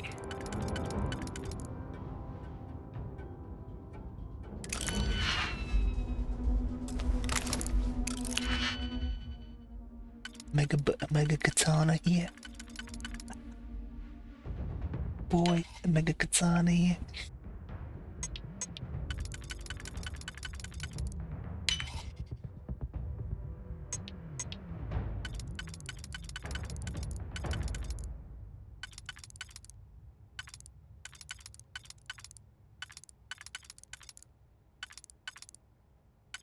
It's your boy, mega katana.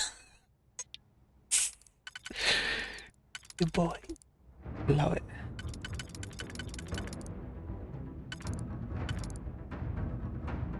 Not this one. Not these two.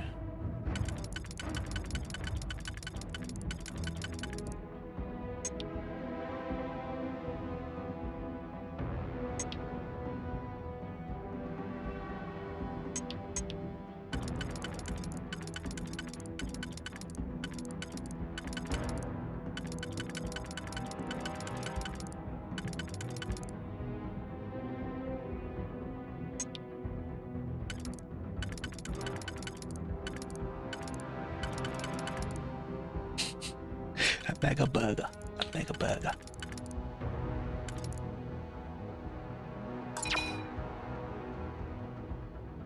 Fucking a mega burger.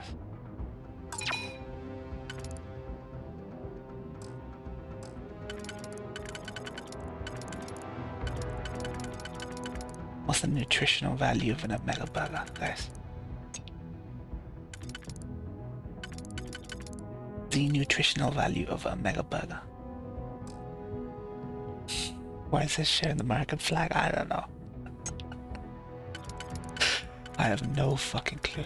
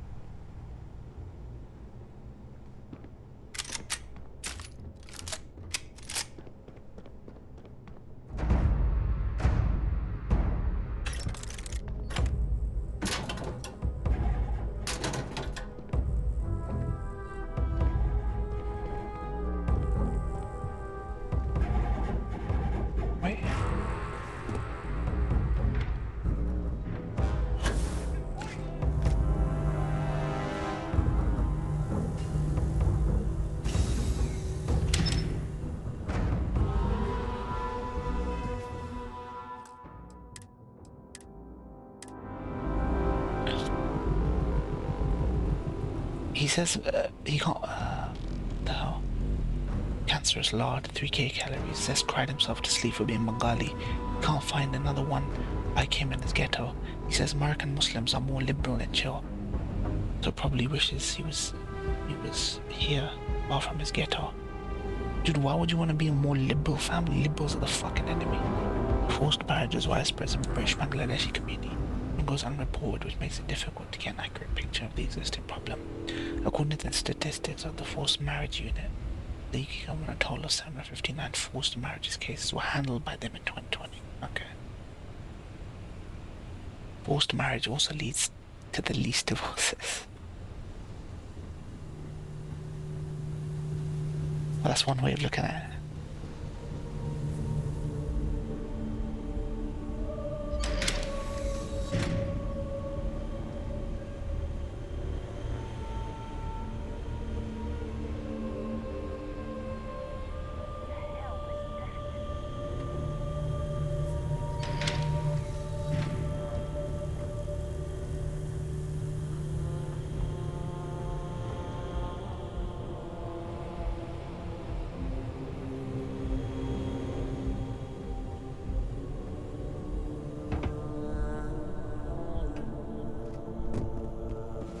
Looks like it's all clear.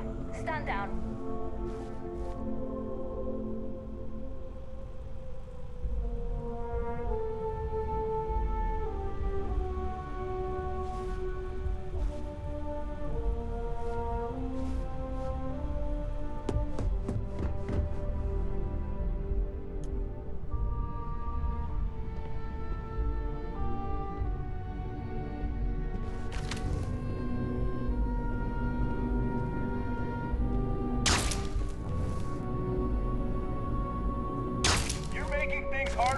cell.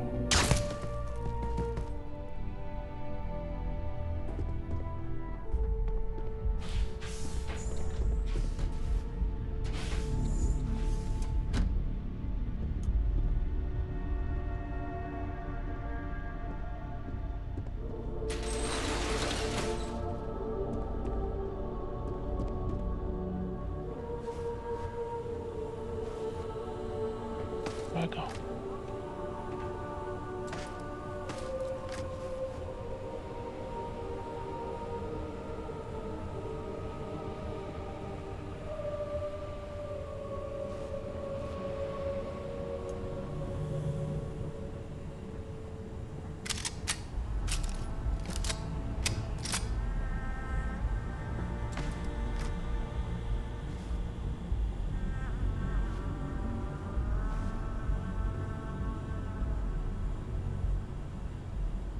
Why hate your hair? I don't know. Self-loathing. Liberals, that's what liberals have done. Done to everyone. Turned everyone self-loather.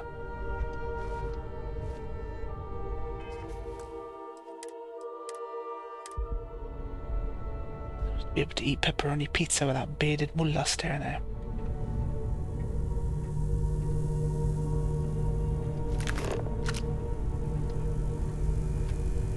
Stop running if you know what's good for you!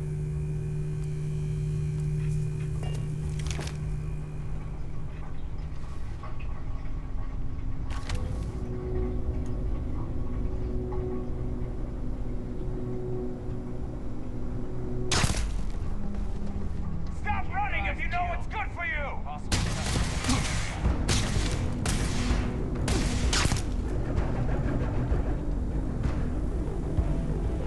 Oh god.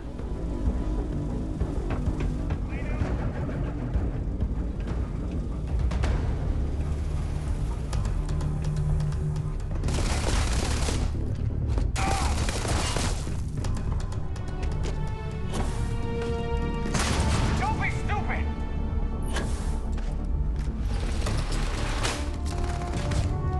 Stop running if you know what's good for you!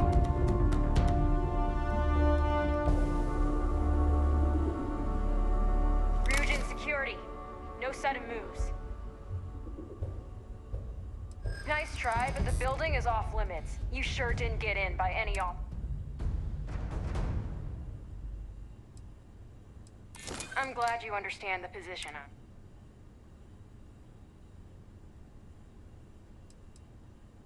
Maybe we can work something.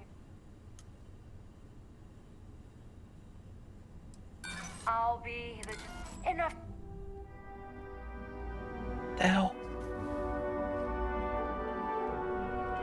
That makes no sense. I was in the vents.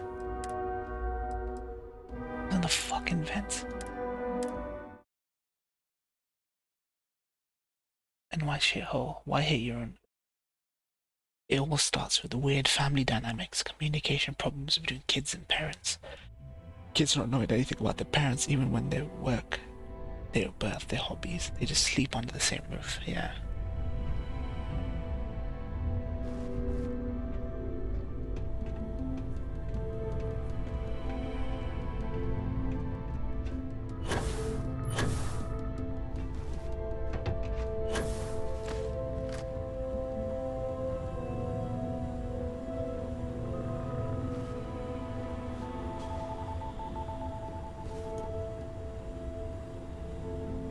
Get to that.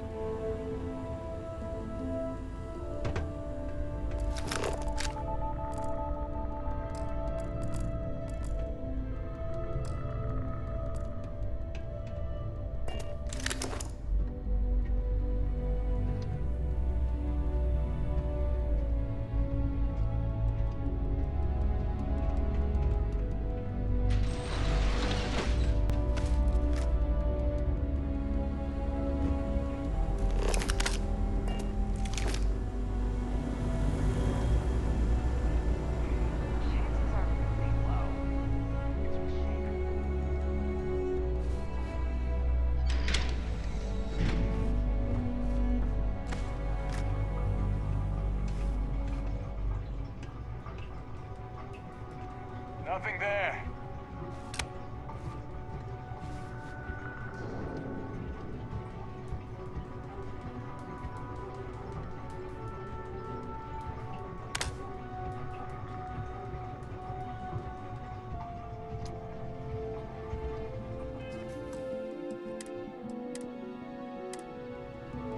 Beautiful Halo music. Yeah, I'm doing the stealth mission.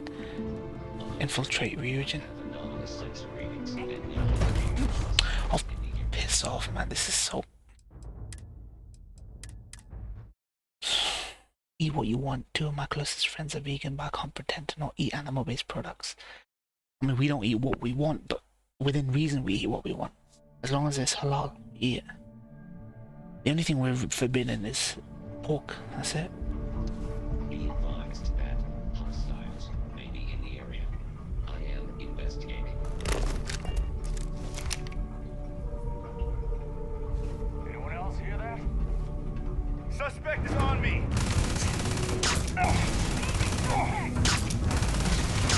This is stupid, man. This ain't Metal Gear Solid.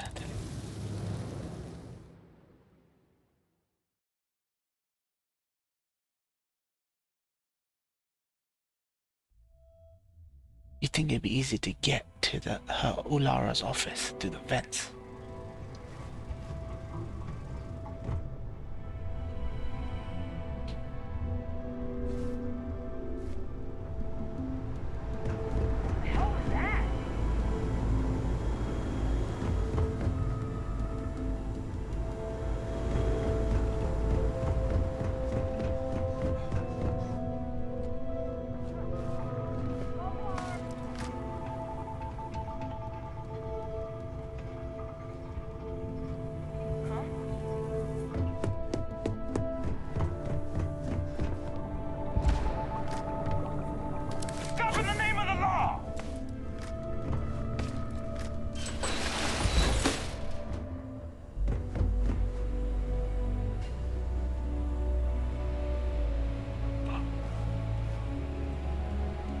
Can't drink blood, yeah.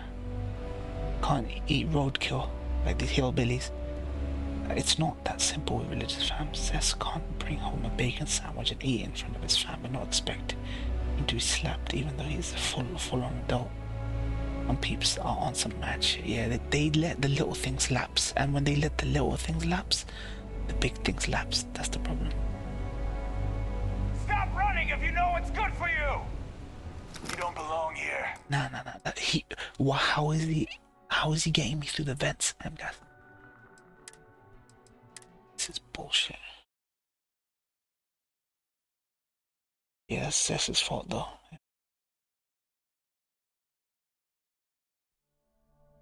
This is how Muslims lose their way. They let the small things slip. Zina. Wait, I saved it in the vents. What the hell is going on?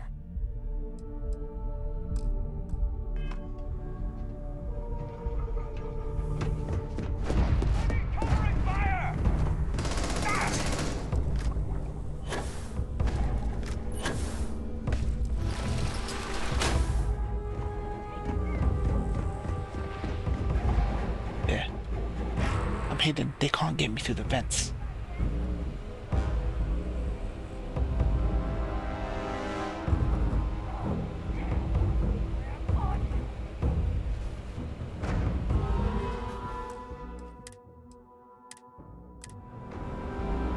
Just eat something else crispy like chicken skin. Dude, he can... If he eat the bacon pizza, that's on him. If family see him and he knows what he's doing is wrong and will get a reaction, slap him up, yeah.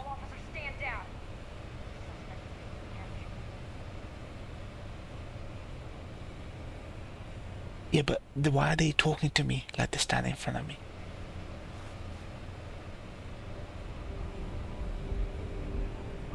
I just need to get to...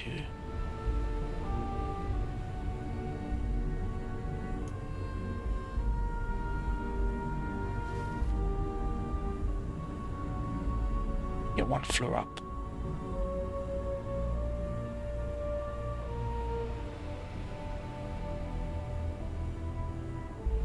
It's Bethesda more, don't question. Yeah.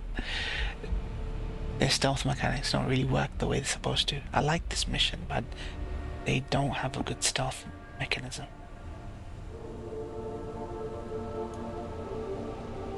Dude, this vent is supposed to lead to somewhere. Why is it not leading anywhere?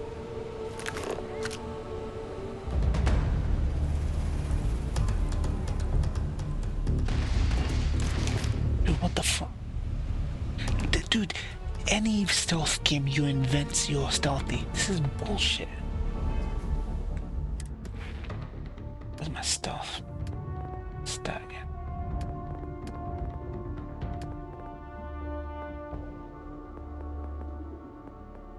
Where's stealth?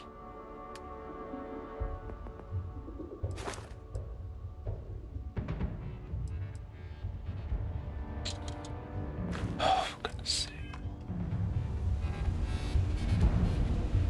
Yeah, it's an MGS5 level. How are they seeing me through a slit in the thing? This is too fucking stupid.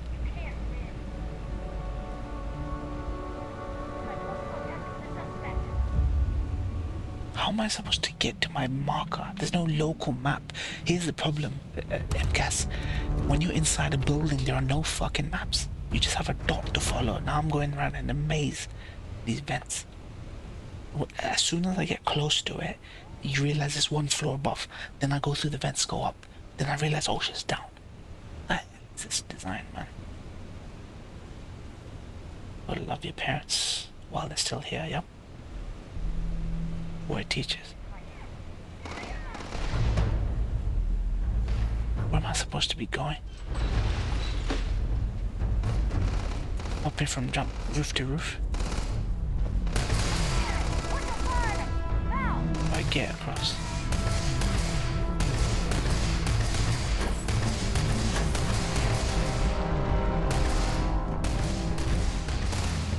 Dude, just get to the fucking office.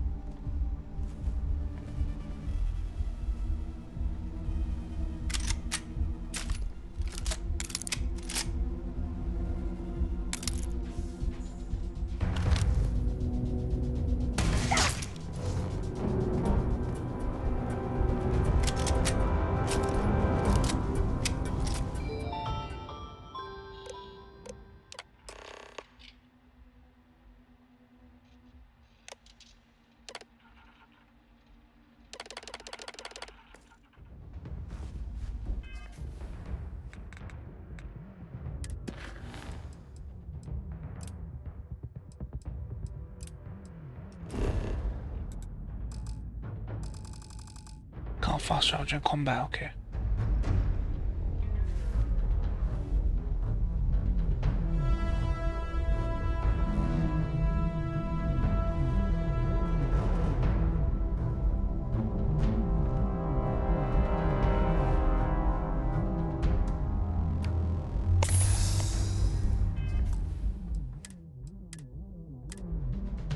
Arasaka Saboru Arasaka Hanako Arasaka Masako. Okay, cool, it's up now.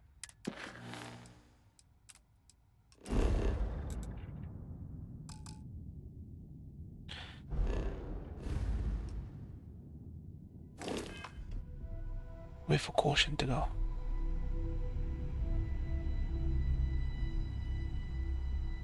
More and be hiding in the plant itself. This is the only cover I have from the window.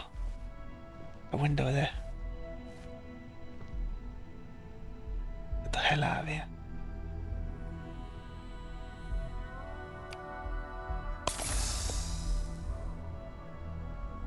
Pop in medipacks. Found her again. Who that? Who that, Kaiser? Give me a description before when you post the link. I know the urgency or the priority. Okay.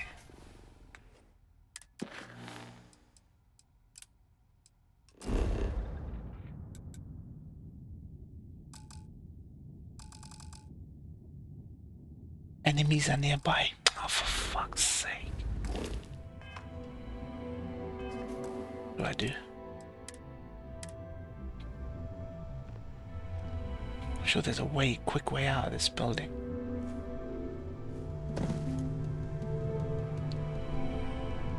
Let's use the elevator.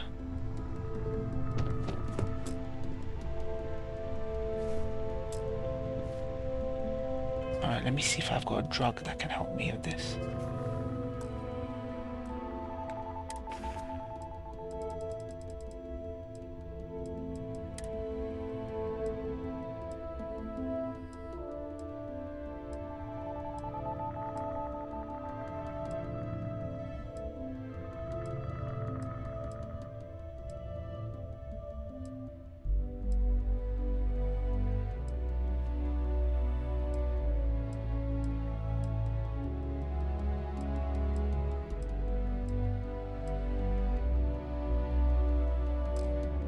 Let me check my lockpicking stats. I might be able to get this in.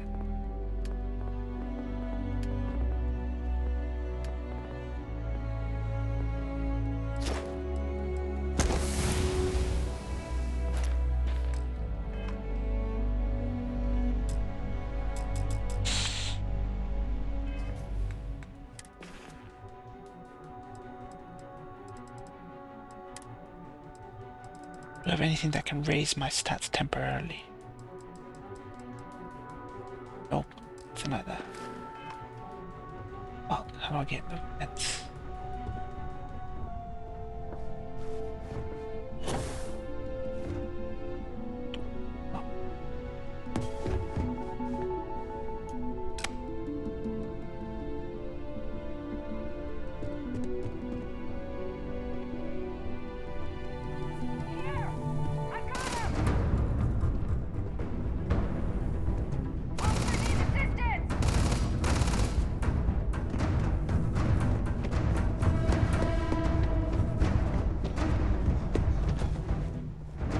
Vent in this room? There is.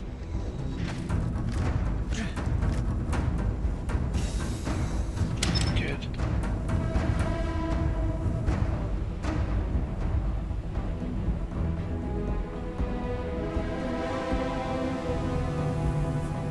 Dude, this is a black fucking ceiling.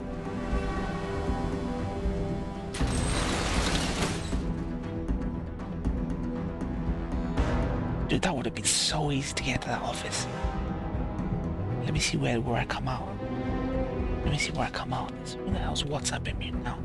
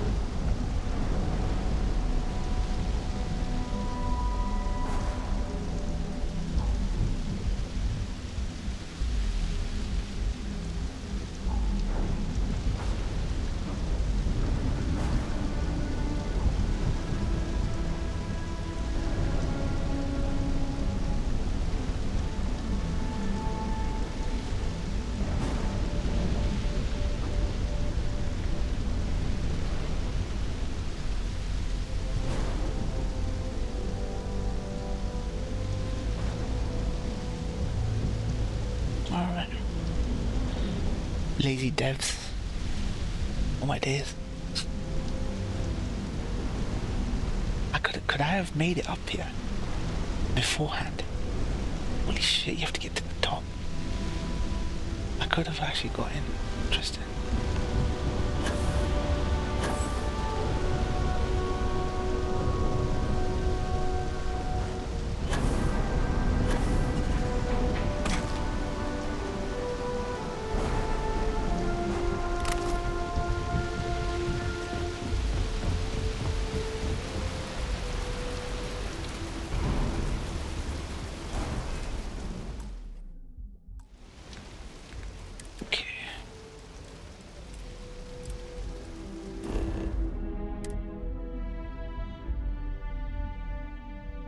We would have mods making the game. For you.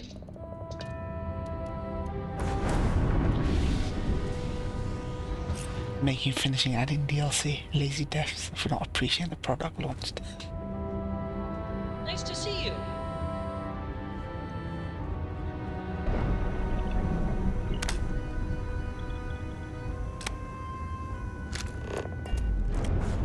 I have an important personal decision to make, but I need to discuss something with you. I remember Ubisoft released Assassin's Unity game. That shit was Gollum standard, and Ubisoft said they cannot fix the game. It's broken. They fixed it though, didn't they? But took some time though. Phew, thank you. So, where to start? Before I was with the Navigator Corps, I was career military, part of the United Colonies Navy. When the Colony War broke out, I was posted as the chief navigator on a warship, the Dauntless. Oh shit. The historical Dauntless.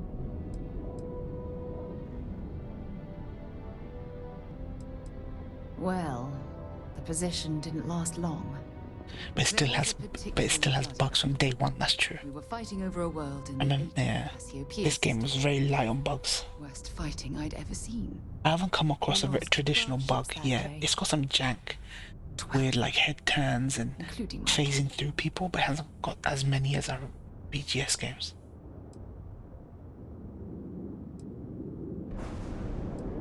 Economic reasons. Several of the worlds in the Cassiopeia system were mineral rich. Yeah. Both sides wanted to drop refinery outposts on the surface to bolster their supply.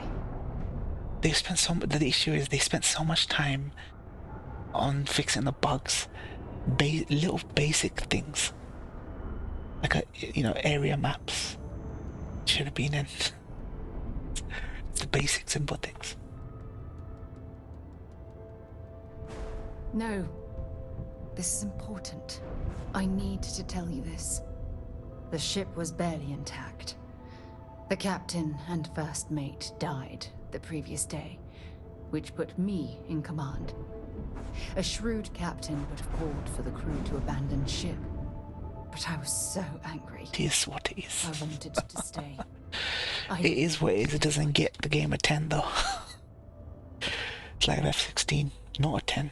Definitely not a 10. Once I finish Alan Wake 2, I'll know what my game of the year is. We'll see.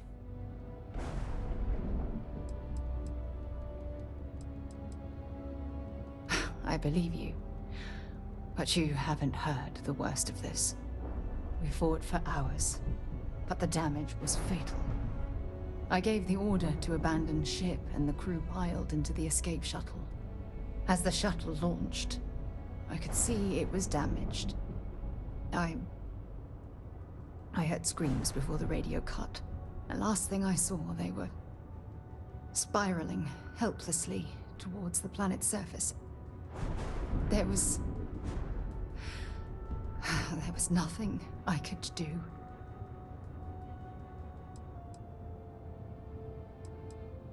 You're sorry. For me? If I hadn't been so stubborn, so eager to prove that I could handle command, my crew would have had more time to escape.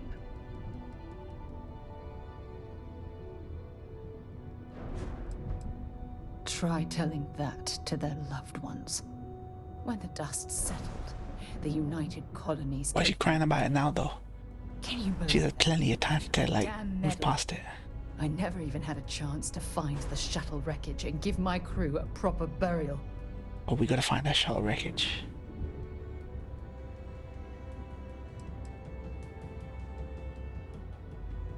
That's true, but still, it doesn't erase the real issue. I guess we gotta find the shuttle. Remember when you said no one but me would have pushed harder to keep the navigator core going? Culling for Game of the Year. Pushing too hard. I think Halo Infinite, the game, has literally done a 180 from their content-rich stuff each season. Yeah, I heard it. Halo Infinite's made a comeback, but sometimes it's too late when the first impression is bad. That's why I'm worried about us.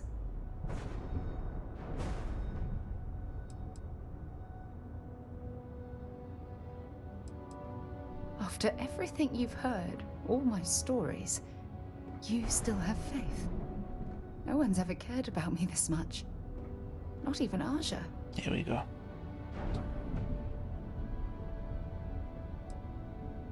We're partnered. I'll never stop. Fuck it. I'll go again.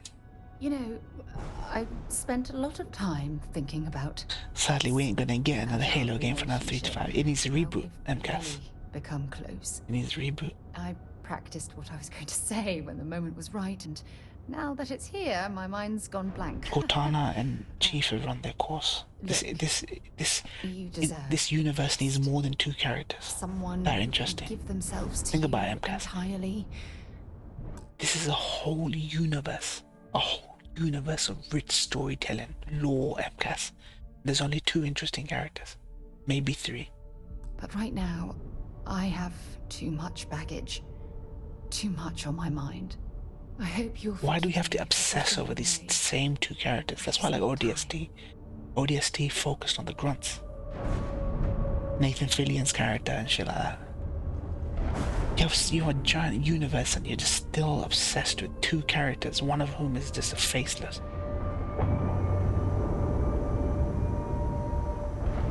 Like, we can't get 7 games of that. Like Zelda. Zelda just becomes obnoxious and infuriating after that many games. Cortana taking over your PC. Nah, I personally think rebooting Halo will ruin everything they have. It will only ruin it if it's shit. The God of War reboot was more well received than the old God of Wars.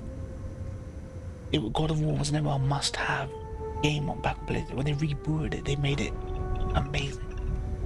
It will only be shit if it will only be ruin everything with shit.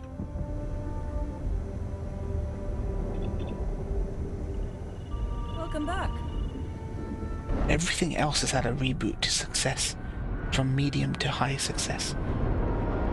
Halo stole dragging its knuckles. It's not a system seller. It used to be on Xbox. Halo 3 was a system seller. Halo is no longer a system seller.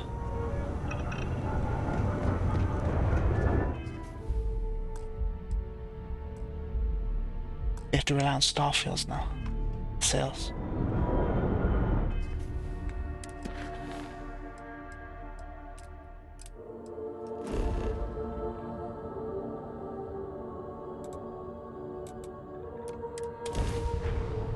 There's so much content, I don't know why the fuck they put in books. Yeah, that's what I mean. It's got so much potential and you can't realize that potential in a 10-15 hour game.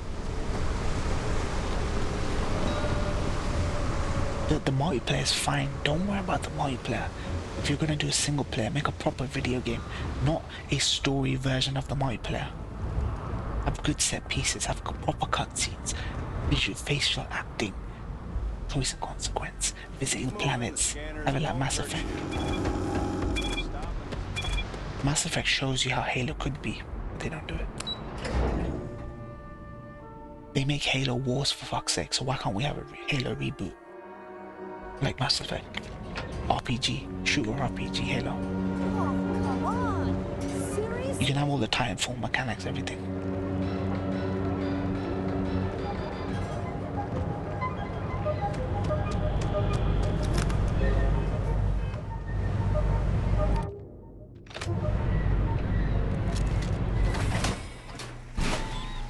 Yeah, that's what I mean. If they got the balls to branch out for Halo, didn't have the balls to reboot Halo. Place for tourists these days.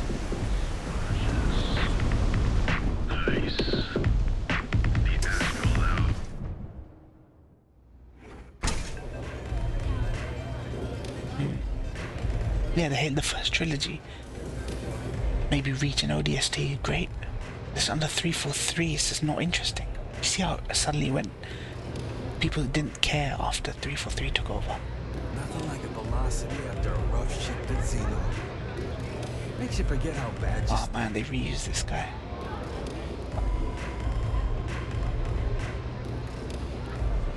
You didn't see anything. They killed the franchise. They've pigeonholed 343 into being the Halo studio. That's the worst thing that Sony did. You should give that studio creative freedom to flex. I feel like Coalition has failed the Gears franchise. The Coalition has failed the Gears franchise. Nothing's like the original trilogy.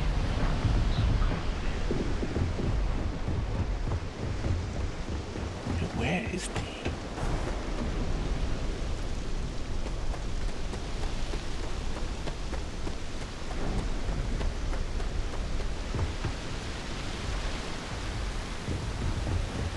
Where's this guy?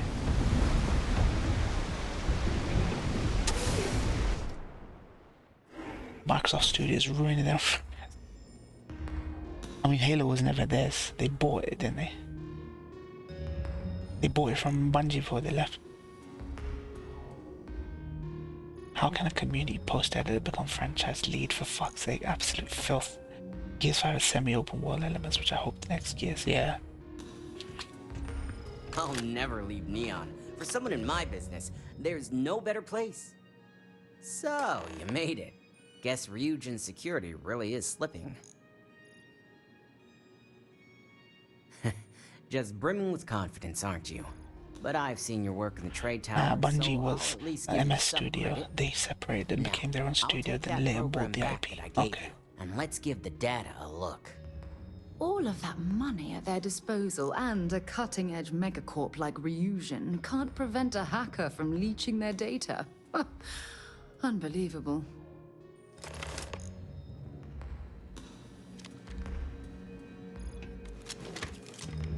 Dude, I almost turned his head into Swiss cheese, look. He's already got the lines on the side of his head. Line him up. A fucking insulting haircut of it.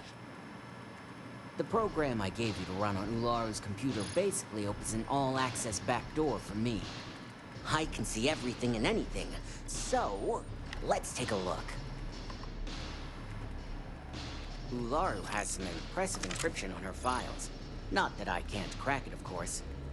Circumventing protections, running decryption. This should just take a moment now. Damn, I'm good. That went faster than I thought. I'm saving several files to a slate for Dalton, including access history and anything related to Project Dominion. They just didn't like MS. Yeah. As well, so he's the only one that can view these. And done. Well, like Bungie kind of went downhill now that they wanted to buy Sony. Sony aren't doing any better.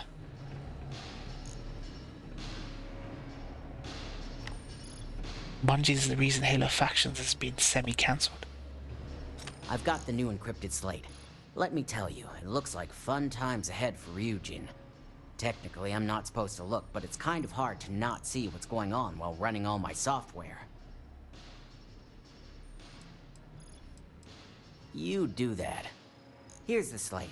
As usual, always a pleasure doing business with Ryujin.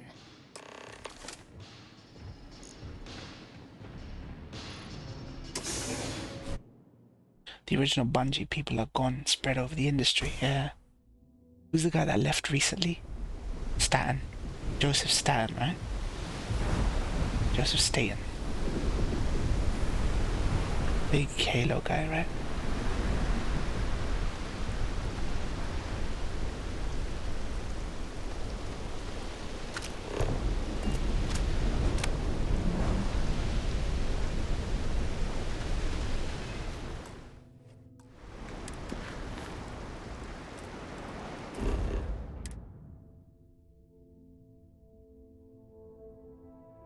That was a pleasant change of scenery. Something for you when you have a moment. Bethesda head, yeah. Phil, they just don't like Mimics. I don't think what's his name? Bethesda guy who left recently, who retired. What's his name? Victor? His name was Pete Hines. Pete Hines. I don't think he left because of Microsoft. He left because of Bethesda ZeniMax. Bethesda are the problem, not Microsoft.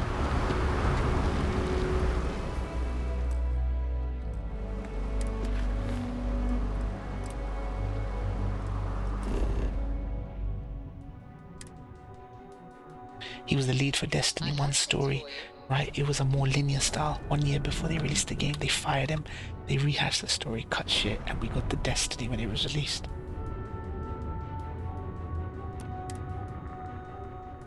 Perhaps something you might be interested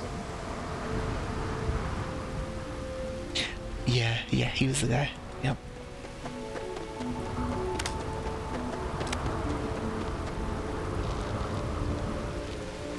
MCAS, can you change your character's looks after you, in the middle of the game? Todd Ward unhappy with Phil. Can I edit my character?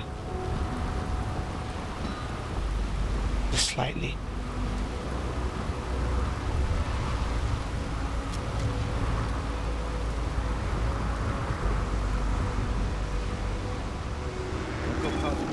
You have to go to Atlantis, there's a shop there. Okay. What district is the shop in? This is best played in first person. It doesn't feel right playing BGS games in third person. Commercial, okay. Alright, let me turn this quest in. There used to be an action.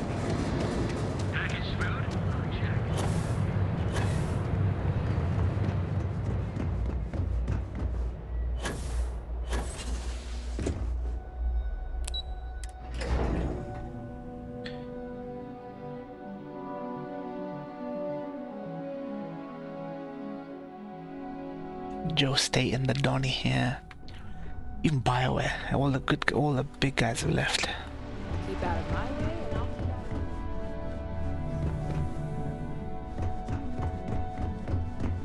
out.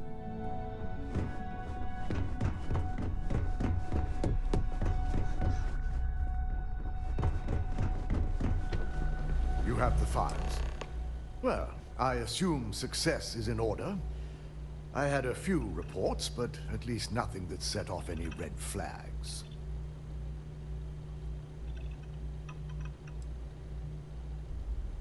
It will be handled once this mess is cleared up. Made the original trilogy here. Let's see what we have here. Sad times. Just these franchises don't do it for me, man. That's the thing, and that's a problem. Because I binged Halo and I loved it. But it just doesn't do it for me now. It's possible that someone's been accessing Ularu's files remotely. It's quite a complicated trace, too. I'm impressed Nix was able to track all of this. Damn. And there's our culprit. Imogen Salzo, Senior Operations Specialist, and one of the few I had in mind for who could pull this off. Imogen.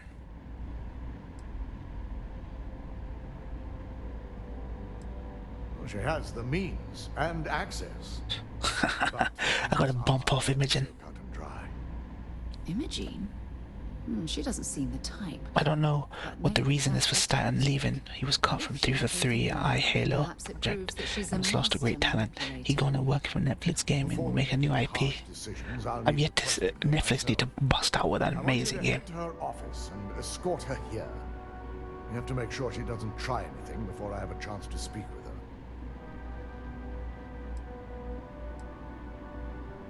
I just want to avoid a scene. Sending you keeps the rumor mill at bay. Good. When you're dealing with corporate workers, Discerning the truth from the lies is the hardest part. I think they set her up. Whatever I planted on the computer was set up or something, maybe. I've got my eye on you. They probably want me for her position because I'm so good. My company's future might be riding on this deal.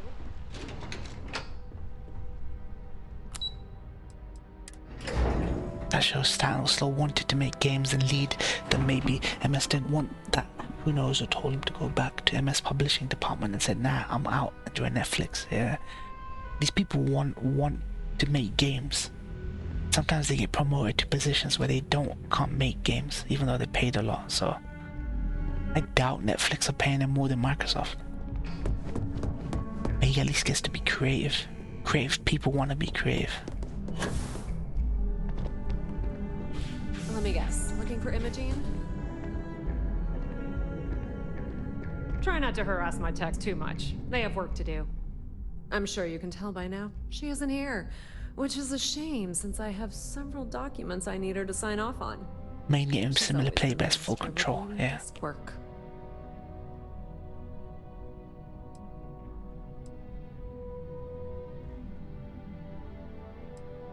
There are work skills and there are life skills. I can't help it if I have both. I'm not even sure that's any business of yours, but I do enjoy keeping close tabs on my counterpart. Dare I ask why you need to know? Let me see. It's perfect. Well, yeah, no thanks. Getting information out of Dalton is like talking to a wall. Besides, speculation is far more fun. I have Imogene's last location at Frankie's Grab and Go, which we all know is a front for the Sioka Syndicate. You'll want to get executive sign-off if you plan on chasing after her. I'd say Dalton is your best bet. Perhaps we need to get Dalton's permission to relieve ourselves as well. Good lord, this corporation keeps you on a short leash.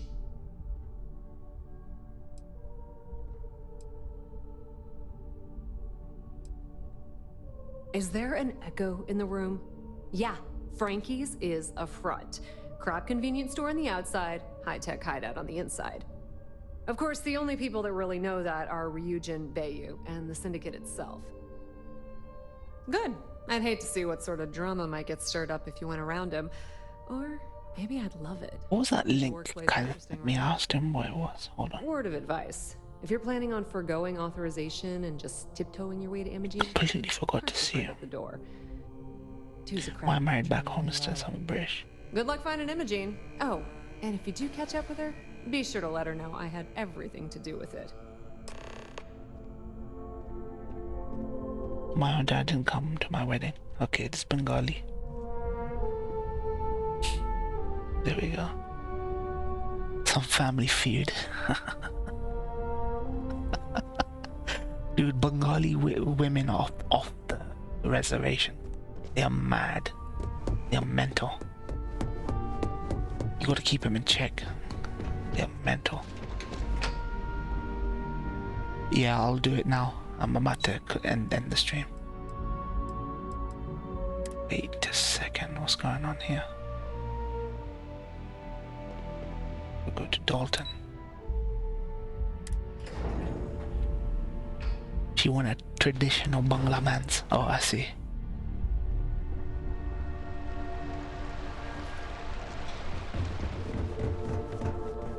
Yeah, I'm gonna react to it now.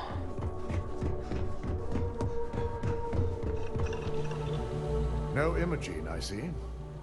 Could she disowned her already? Like a vlog channel once where she decided to marry a guy from Bangladesh instead of UK. The father basically disowned her. Why? Why would a father do that? They lived at the same house, but he never spoke to her. She wanted her to marry upwards, right? Wealthy Bangla, right? Didn't attend the wedding, didn't allow the mother to either. Sad. Of course, Yuko would know. If Imogene's with the Syndicate, I can't just send you after her. You'll need to speak with Benjamin Bayu. We have to make sure he's aware of the situation. If we're lucky, he may even help us get to Imogene. Good. Because without it, this adds a complexity that we do not have time for. Head over to the trade tower and be discreet. Let Bayu know that you're there on Ryujin's behalf. He may ask for credits or even a favor. Just give him what he wants. Sounds lovely. Could we requisition a towel so we can wipe off all the slime after dealing with that repulsive man?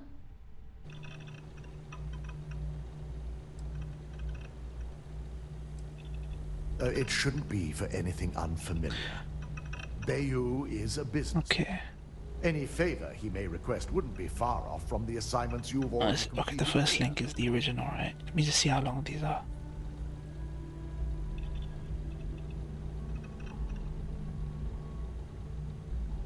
Alright, 12 minutes.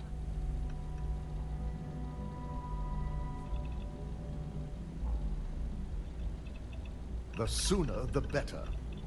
We don't want to give a clever mind like hers any more room than we have to. Just be sure to bring her back here in one piece. She a little fault too. The guy she married didn't even speak English. She has 2 kids with him now anyway. Okay. If she resists or tries to run, we have no choice but to take it as an admission of guilt. I'm afraid you'll have to dispose of her. Dispose of her? As a valued member of your corporation, she at least deserves the opportunity to explain A herself. rich guy, yeah, so I guess a Brit bungler would have money. But that's what makes her equally dangerous. We're lucky enough to have her. Elevating family names is such a pathetic motivation. Nobody will remember you, your family. Nobody cares about your family name. Only brown people care about that fucking nonsense. Operatives throughout the galaxy. But the expenditure would be great. Our chances of finding her would only decrease with time. So elimination is the most efficient path. It's something I hope our mutual friend here will understand as well.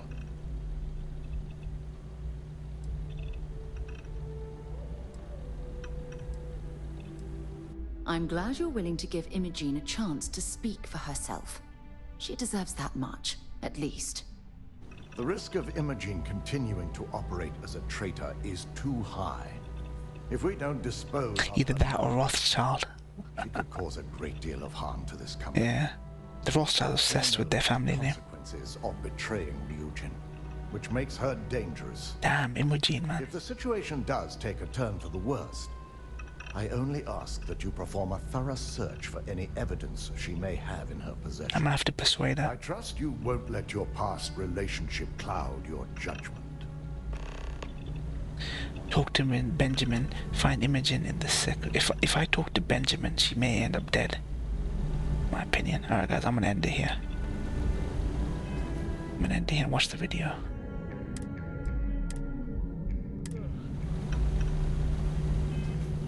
Let's save. There we go. Okay. Getting juicy, this faction quest. Nice and long.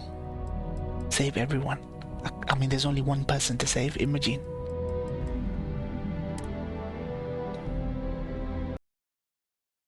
Right. We've got perfect length of time left. 20 minutes to watch these videos.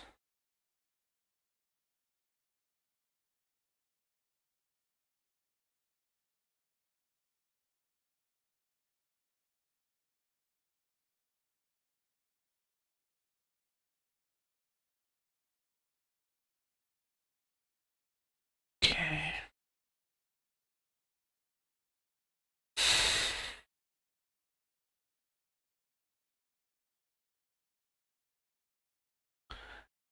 Yeah, the side missions are good. Yeah, faction quest.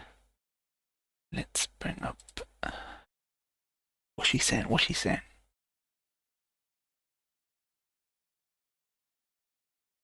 What to save Donnie the intern?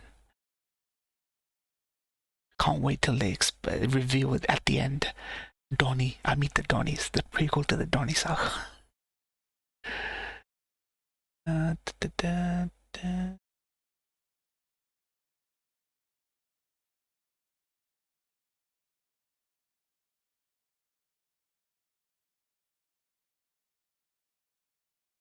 Step into Wix Studio, the web creation platform built for agencies.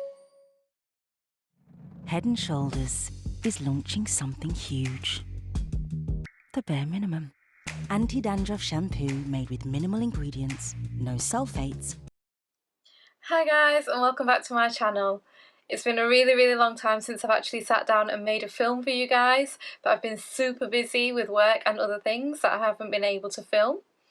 Now that we're on lockdown, I have a lot more free time on my hands, so I thought what a good opportunity to make a video. Please leave a comment down below of how you guys are getting on with lockdown and what you guys are up to during this crazy time. I'd love to read those comments. Today's video is not a visa related video, it's actually a video on a question that I get asked all the time on my channel. It's not always asked in the politest of ways, and I've never really replied back to those comments, but that's because I've always wanted to make this video, so I've saved it all up until now. And that question is why I chose to marry somebody from back home rather than a British born person. Before I answer the question, I just want to say I don't want to offend anybody watching this video. That is not my intention at all. I don't want to appear as stuck up either. It's just how I feel and how I felt. It's always the from opposite the experiences usually. that I've had. Of course, I've had better experiences now that I'm a bit older, and I don't feel exactly the same way, though I am working on it still. So I've somehow developed an aversion to British-born Asian people, and I think that comes from the negativity experienced growing up.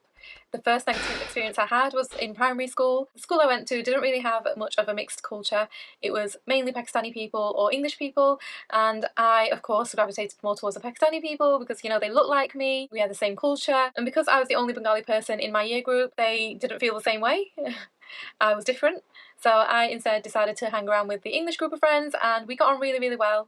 And sounds like that was a happy time for me. I was happy being with them. That was my first experience of Asian people, and since then I haven't really been in an Asian group of friends. I've never really approached them anymore. I've kind of just felt as that's not my place. I then went on to secondary school and I grew apart from my English friends. Of course the culture's quite different, and as we got older, they got into drinking and staying out late, which is not something that I could do. I had a curfew, I had to be at home, so I kind of gravitated away from them. And I made friends with girls that were new to the country. They were from abroad. Their parents had moved to the UK and they had come to my hometown studying at my school. And I became really good friends with them. I have a friend who's Turkish, one who's Iranian, one who's from Georgia, somebody from Zambia. I had friends from Somalia, and still I did have a couple of English friends. I had a Pakistani friend who was a little bit different to the others. Yeah, I had a really good group of friends. I'm still friends with a lot of those. I had a really happy time in secondary school with that group of friends. Moved on to college and it was pretty much the same thing as well. Again, I was the only Bengali person in my year group that whole time. And then I went to uni. A lot of my friends went to different unis. I stayed in my hometown, and because I did not attend Freshers Week, I found that groups of friendships had already formed by the time I joined. You know, people going out drinking together, people living in halls together. They'd already created their friendship groups, so I really struggled to make friends at uni. A lot of them were English because I chose to do film and media production. So that was just their lifestyle, and I didn't fit into it. Instead, I made friends with people at the library, on other courses. They were Indian students actually, and a Sri Lankan student was one of my closest friends while I was there.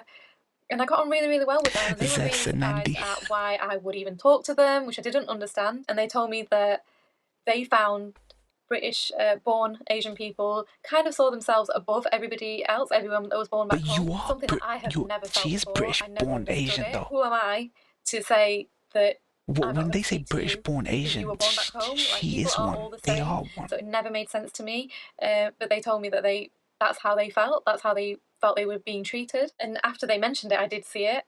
I couldn't see it before, but yeah, it is something that I saw. It's kind of sad, really. Of course, I did continue to meet my friends outside of uni who lived in the area. There were a few Bengali people in the area that I got on well with as well. I grew up with. They just weren't in my class, and they went to different schools. And I still attend weddings and things, and that's sort of the time I realised also they weren't for me. They were very into, you know, wearing their branded clothes, and at weddings you'd find that they'd bring cars in that were expensive cars, revving engines, things like that. That's typical Asian. Smoke, listen to loud music, that element of it, yeah. It just wasn't the lifestyle that I was into. It wasn't really very attractive, you know, the way they spoke. And again, it put me off getting with an Asian person. These were Bengali boys as well, so yeah, it really put me off it. Anyway, after uni finished, of course my parents were going to think about me getting married and my mum encouraged me to go on dating sites. My brother encouraged me to go on these Muslim These girls could make vids of them just talking and get views. It's true. It's true. It's very, very popular. At least this is insightful. I'm sure She's not weaponizing her fucking femininity. I dated one guy a couple of times, and it just didn't work out in the end. I found that a lot of people on there weren't after someone to marry.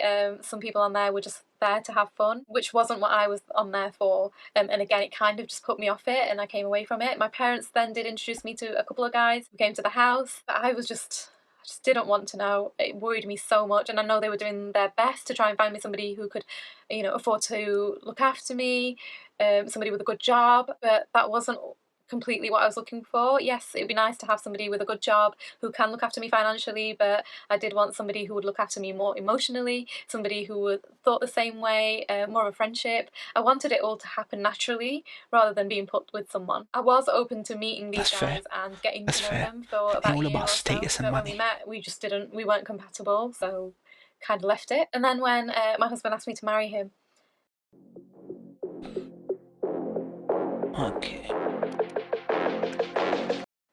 I was in two minds completely. I just didn't know what to do. I didn't think I was going to marry an Asian person, let alone somebody from back home. I had to write a list out on the pros and cons between both. Marrying someone British would have been really, really easy for me. Yes, though I may move into their house at some point, we could probably move out into our own house. They know how to speak English, they can do their own thing, I'll do my own thing. How can that happen naturally with a guy thousands of miles away though? There. It's just a lot easier. And I know that marrying somebody back home would mean that I respect that she broke the trend. I'd have to take this person to the doctor all the time. She wasn't all about money and security. And she actually went traditional. I respect that. It's just a lot more work. I wasn't worried about the visa. I didn't really realise it was such a big problem, like it was such a stress. She's generalising, I think. Until, of course, I got married. But it was just all the other things that I was worried about. This person is going to be quite dependent on me, so it's a lot of stress in that way. But, I was willing to do it. I found the right person, so it was something that I was willing to do. It could be that, yeah. This was before we even got married. I thought, that married a British-born Bengali dude, they'd be in control. It was mainly the fact that I don't have to move out of my parents' home or my hometown. When we do eventually move out, we'll still be looking at moving out somewhere here. I could keep my job. I could keep my friends. I didn't have to make new ones. So that was one of the biggest selling points, I think, and I know it sounds very, very selfish, but I couldn't see myself marrying and moving away from my parents' home into my husband's parents' home, and leaving my whole life behind me. For him it's a lot easier. He doesn't have to change his life stays completely the same, and it's just that he's got a wife to come home to, whereas for me, so it is the power control dynamic. My mum didn't bring me up to do that. I'm one of three, I'm the only girl, so I was treated like one of the boys, I guess. So for me, I don't know how to cook and clean. That would be too daunting. My parents were good in that they were looking for a small family for me because they know that I couldn't deal with a big family, but even that scared me as well. So for me, it was better, I thought, to marry somebody from back home who I got on with really, really well, who genuinely cared about me, and have them come to stay with me and come join my life. She didn't learn to cook and clean. And that was the reason why I decided to marry somebody from back home. Back home, you had to cook and clean. About being better than them, or I don't see myself like that. I see us as two people who just had different lifestyles, different upbringings. Luckily, my husband thinks a lot like I do, and I don't know if that's to do with him being brought up in the city rather than the village. So yes, I think he's a little bit more modern. Bangladesh is a little bit more modern now than it was when I was younger. They're a lot more advanced than we think. Yeah, I'm really happy with the decision that I made, and I hope that this video is a bit of an eye-opener. Also, before I go, I just want to say she's in a weird position.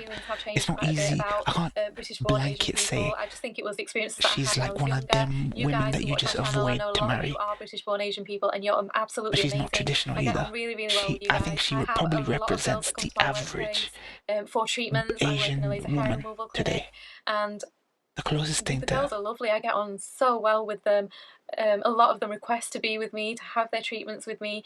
So if I didn't get on with them, a little bit of gender politics in there about power. I can see them power. A lot, and I know there are guys out there as well. But there is the traditional side of her as well, who are also British born, who don't have the same attitudes that the guys I knew growing up did. I just never met them. I never met that person. I did try a little bit, and it just never happened. So that's it. Yeah. So I just wanted to. It's rare you see that. It's rare you see that for the man doing it through the woman. It's more common to see a woman trying to get a visa from back home through the man that's in the UK. I think this is a power dynamic that she's learned from seeing the way things are done. I wanted to answer that question for a lot of you guys as well. I do want to do a story She time sees where the power lies. Being British, weaponize your please give it a thumbs up. citizenship. I do want to do visa-related Q&A videos. I'll be putting up a post where you can ask your questions on there, and I'll be answering each question. All right, next one. Next part. I love 1.25, 1.5 speed vectored. Every year. I can't listen to videos more than 20 minutes long without 1.25 or 1.5 speed. Hi guys, and welcome back to my channel. Today I have a storytime video for you about why my dad didn't come to my wedding. And I've put a video of the wedding trailer on my channel and the Walima, Mendi, everything. It was an amazing time. Oh, they call it Walima Mendi as well. See, we're all really happy in the videos. You guys have left amazing comments below as well. But there was a lot going on behind the scenes which you don't know about. So I thought I'd share those with you today. How weird is it for the husband to move in with the wife? And when we came back to the UK, me and my husband stayed in touch all day, every day, and it was then that we decided that we wanted to get married. Her mum will be cooking and cleaning for Traditionally, in Asian cultures, when two people decide to get married, the groom's parents need to contact the bride's parents and ask for her hand. So that's what happened. My husband's dad called my dad and told him that we wanted to get married, and he didn't want to hear any of it. I think he hung up on him. The rest of my family weren't sure about it either. All for the same reasons. They wanted me to marry somebody here, somebody who had a good job, who had a good education. How did she link this guy from back home? I have a Where degree. did she find him? Somebody at degree level. You know, I'd have to become the male of the household. I'd have to do everything for me, my husband and our family. Whereas really it should be the other way around. My husband should be the one taking care of me. Again, that's traditional. Things are different now.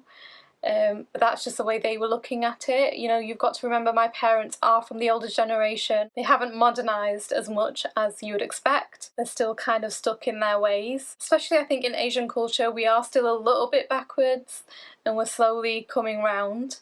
I managed to convince my mum and my brother that this was what I wanted. That those things didn't matter. I was still willing to go ahead despite that, and I think they could genuinely see that I was happy. I think my mum's main concern was she'd been looking for me for 2 years, she was struggling to find someone, I was struggling to find someone, and now that I have found someone, that she didn't want to let it go, just in case it took me another 2 years or so to get married. And dudes are picky in the Britain, because she wants someone who's not fussed. And my mum tried speaking to my dad about it, tried to convince him. And again, he was just having none of it. My older brother is someone that my parents take a lot of advice from, and so my brother spoke to my dad and still he wasn't having any of it. My dad tried months to convince me that this wasn't the right choice, that I was making a mistake, and I was trying to convince him the other way until my brother told him that he was going to take me to Bangladesh and he was going to be the one to marry me off. And it didn't matter what my dad thought, to which then my dad got really angry and he decided that if that was going to happen then he wouldn't come to the wedding and he wouldn't allow my mum to come either, which was really, really difficult because I'm their only daughter. Firstly, a Bangla supermodel would marry her to get the UK passport. My mum wasn't staying behind out of choice. She felt she had to stay behind because she didn't want to ruin her relationship with my dad. And this going back and forth, trying to convince him, went on for months. This is why. My dad stopped talking to me completely. Sometimes it's better being alone. Every time I wanted to communicate anything, you don't want to deal with this fucking communicate through my mum. We would never talk. We would never see each other, even though I've seen this happen in my family and other people's families. Stay out of each other's way. I think he just kept himself busy with his work. I kept myself busy with my work, and I also planning the wedding, which was really, really difficult because I bought a few things here. He bought a lot of things there, and we just kind of hoped that things would match. I sent my husband pictures of things that I wanted, which he'd go out and buy. But he did a really, really good job with all of that. For my wedding bouquet, me and my mum made it together, and I thought that was a really, really special thing for us, because if she wasn't going to be at the wedding, then that was something little that I can have that reminded me of her. You can tell she's getting emotional. She can kind of be there, if you like. Every time I'd look at my bouquet, it would remind me of her, which was really, really nice. So you can see that bouquet in my wedding trailer video. As we got closer to weeks before the wedding, we had already set a day and we booked some flights. My brother had asked my dad again before booking flights whether he had changed his mind, but he hadn't, so dudes, we had booked the flights all without dudes him, are too stubborn. just for me and my brothers. But we didn't tell him what dates they were. We didn't tell him the dates that we were flying out or the date of the wedding. We just didn't want him to stop us for any reason from going As a father, to London I can see his to catch point. a flight. And we didn't want anyone from any of his family members back home to stop the wedding. Dude, women are so easy. Like, the way women's mind work is completely different to men's. Men's are very simple. Women just like, overthink things, and like it's all about manipulating and most convoluted way to do things.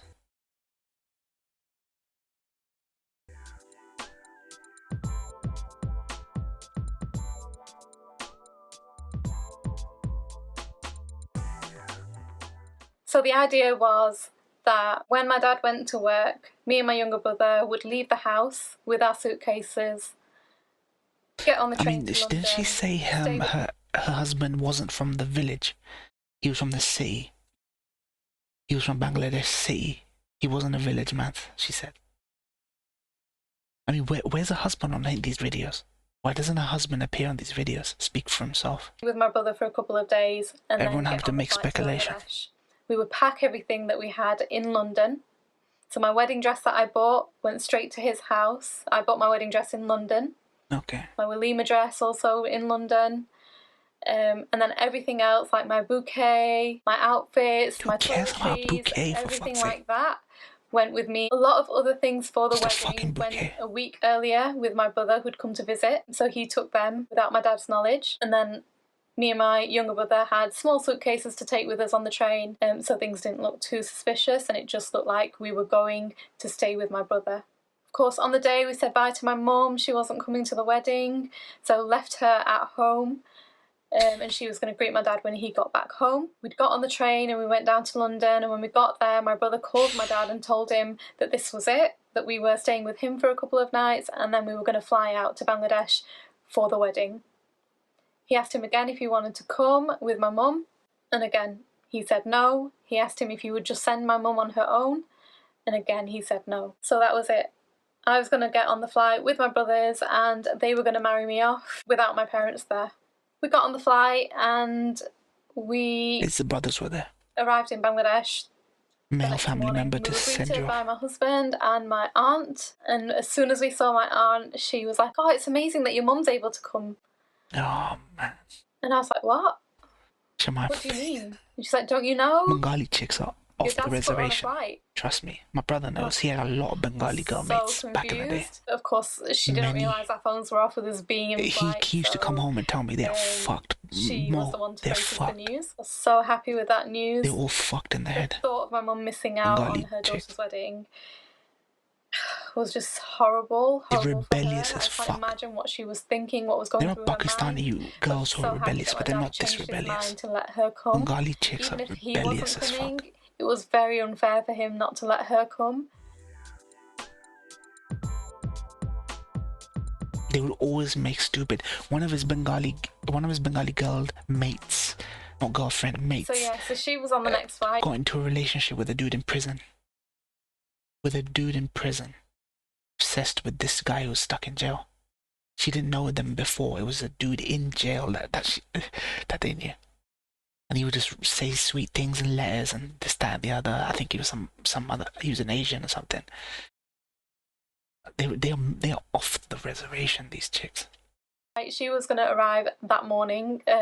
She was going to arrive the next morning, and we all greeted her at the airport the next day. We were really, really happy to see her there. Of course, sad that my dad wasn't able to make it, but that was his choice. That wasn't my mum's choice. So for her, I was very, very happy.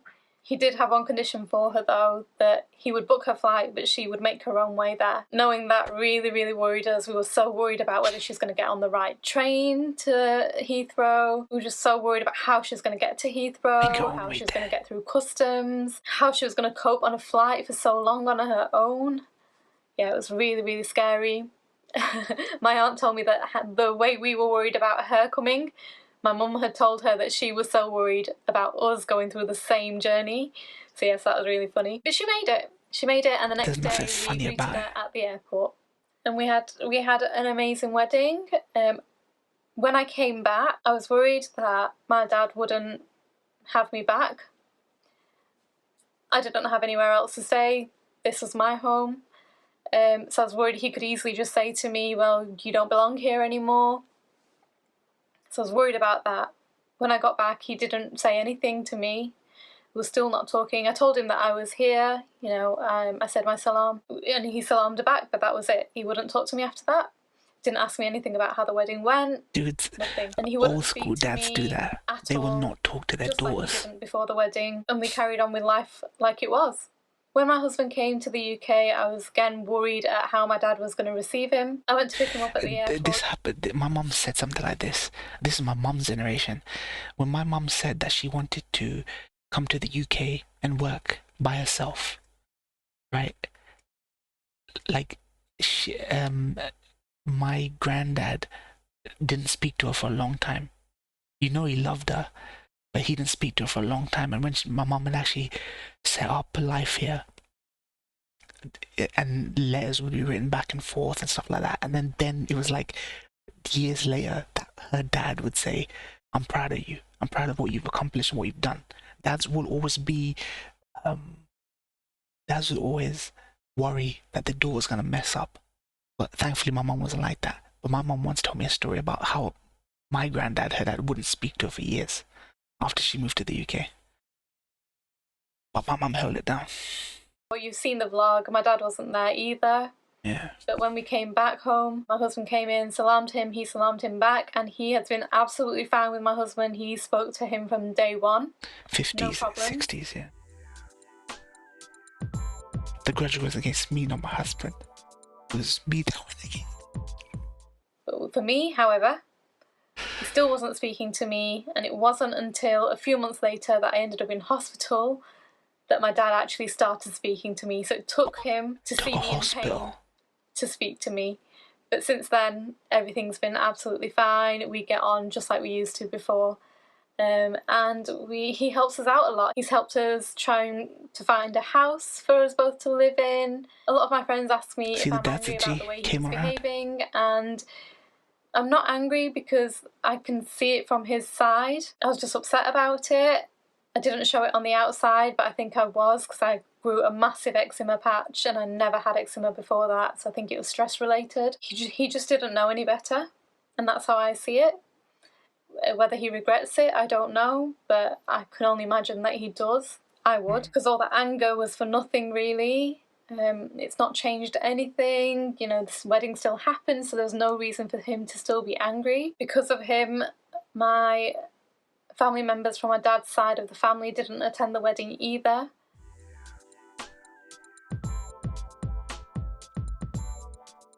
In a way, I was kind of glad that they weren't there. In Bangladesh, it's tradition that when a bride is getting married, for the family members to sort everything out. They would have had to sort out the venue, they would have had to sort out the dates, the stage, everything, the food. But because they weren't involved, we were able to do all that ourselves, and we had it exactly how we wanted it. Knowing them, they probably would have told my dad that something cost £10,000, when in reality it cost 2,000, and they would have kept the 8 for themselves. That's just what Bangladesh is like, and none of it would have gone my way. So I'm kind of glad that they weren't involved. Would have been nice if they were there to show their support, but I know that they did that in respect for my dad. Anyway, so that's the story of why my dad didn't come to our wedding. And she's really weaponizing the story. A thumbs up. If you want to see really a exploiting the story about my kidney stones and how I ended up in hospital, then leave a comment down below and I can do that as well. Please subscribe for more videos, and I'll see you next time. Oh, that's her husband.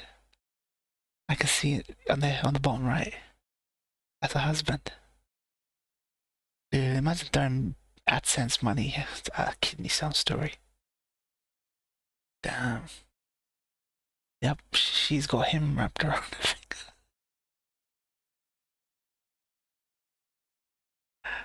Desi looking dude, heavy accent. Shit, man. Maybe Zess needs a controlling woman like this. Maybe this is the perfect woman for Zess. He needs a woman like this, controlling woman. I could just make it easy on him. Make all the decisions. Interesting. Bengalis, man. Another fucking race, man. Completely different species.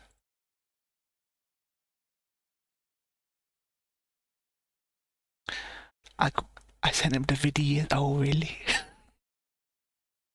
He hates his own culture, so it kind of makes sense. It would kind of be cringy. I mean, it would be cringy if I saw like a stereotype that somebody else held, not something I held, but somebody else held about Pakistanis or this or that.